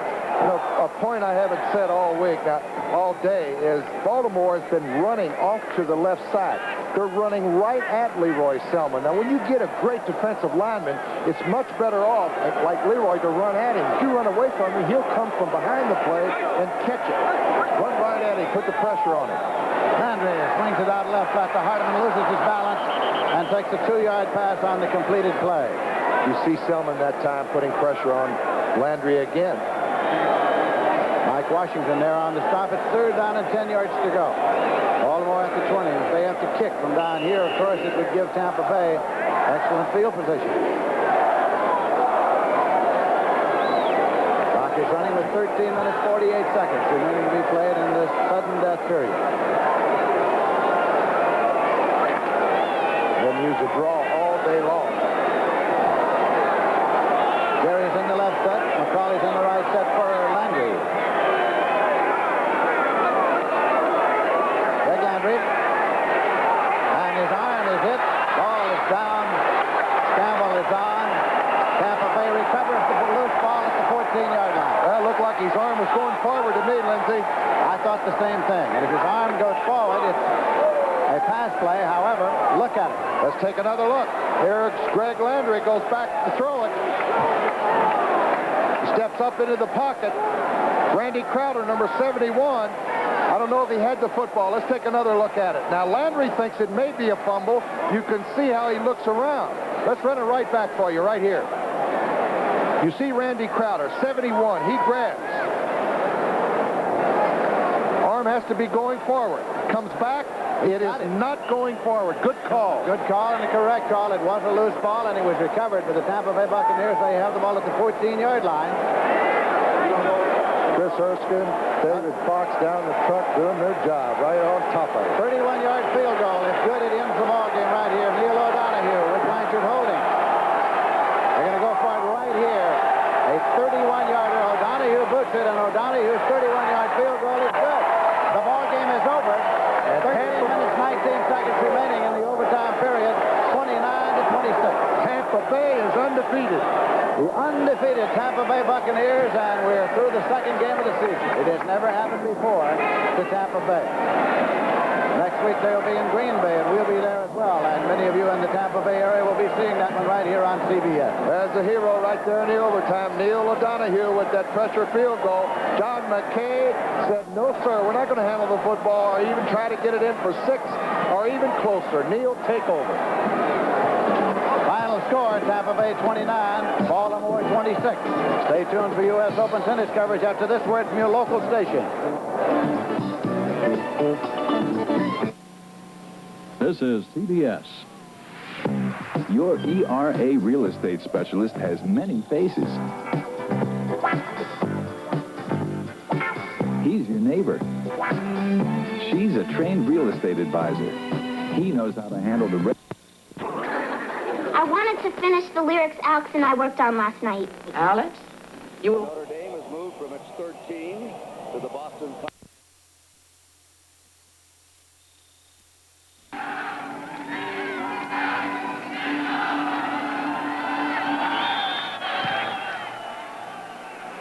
Anthony Edwards backing up, and he won't bring it out. So the Cardinals will start from the 20-yard line.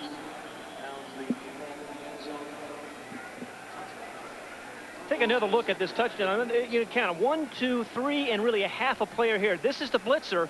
Here's the receiver. But watch how these three guys all go for the short guy, and that allows Calvin Williams right there in the slot to break the end zone. If you stop it right there, you got all these guys. Here's the receiver who's going to score back here. I've got him, you got him, nobody got him, right? I got him, you take him. So Chandler, who has come in this game under dire circumstances and performed so well, brings him out to the 20-yard line. And they're just going to kill the remaining time. I think it's the worst playing football at home, particularly at home, killing the clock at halftime. You practice that a long time, don't you, going to a knee? Yeah. It's a great play at the end of the game, which you know you win the game, but not going into halftime.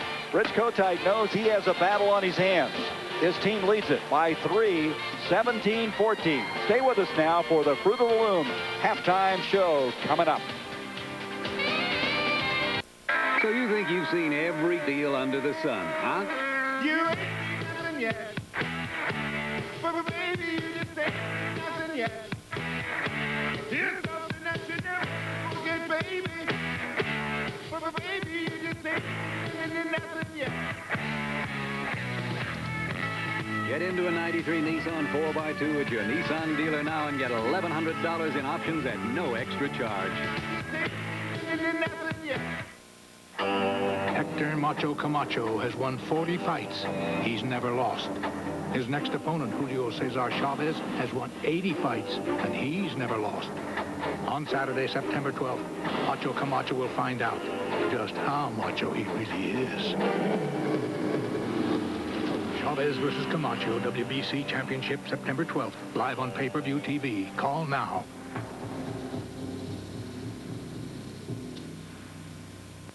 Julio Cesar Chavez has won 80 fights and 4 championships. He's never lost. Most people think he's the best fighter in the world. Hector Macho Camacho disagrees. On Saturday, September 12th, we'll find out just who is Mas Macho. Chavez versus Camacho, WBC Championship, September 12th, live on pay-per-view TV. Call now.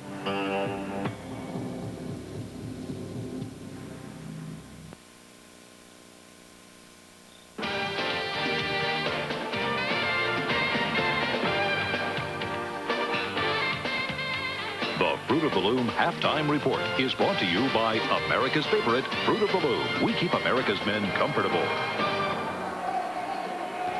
And the halftime of the stadium show, the Eagles have come from behind there shortly to lead 17-14 over the Phoenix Cardinals in a much bigger shootout than I expected, and I think that a lot of us did. When we started our stadium show prior to the game, I showed you how hot it was. It was 114 on this thermometer. It's plummeted 20 degrees. It's only 94 degrees right now. And so the heat hasn't been all that much of a factor to these players. One of the factors in this game, though, was the injury to Tim Rosenbaugh.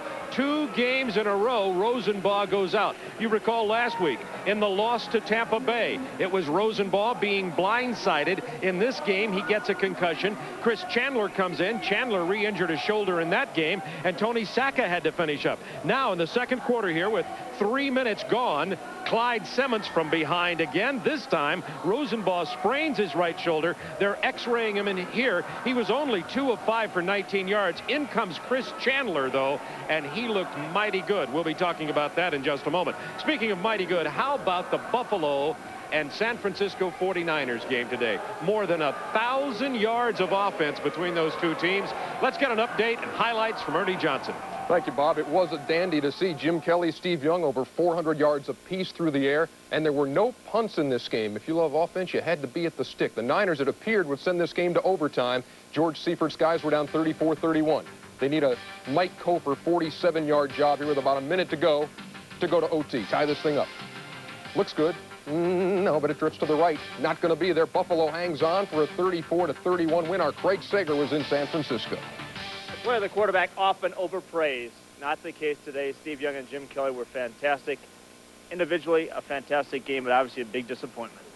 Yeah, this league's crazy. You know, you can play, and they're professionals, and they had a great game, and we thought that we'd put it in a position to tie it and then go win it in overtime, and we just one play too short, and it's too bad. But I think the crowd and everyone here tonight felt that we were a pretty good team, and we are. We're going to have a good season.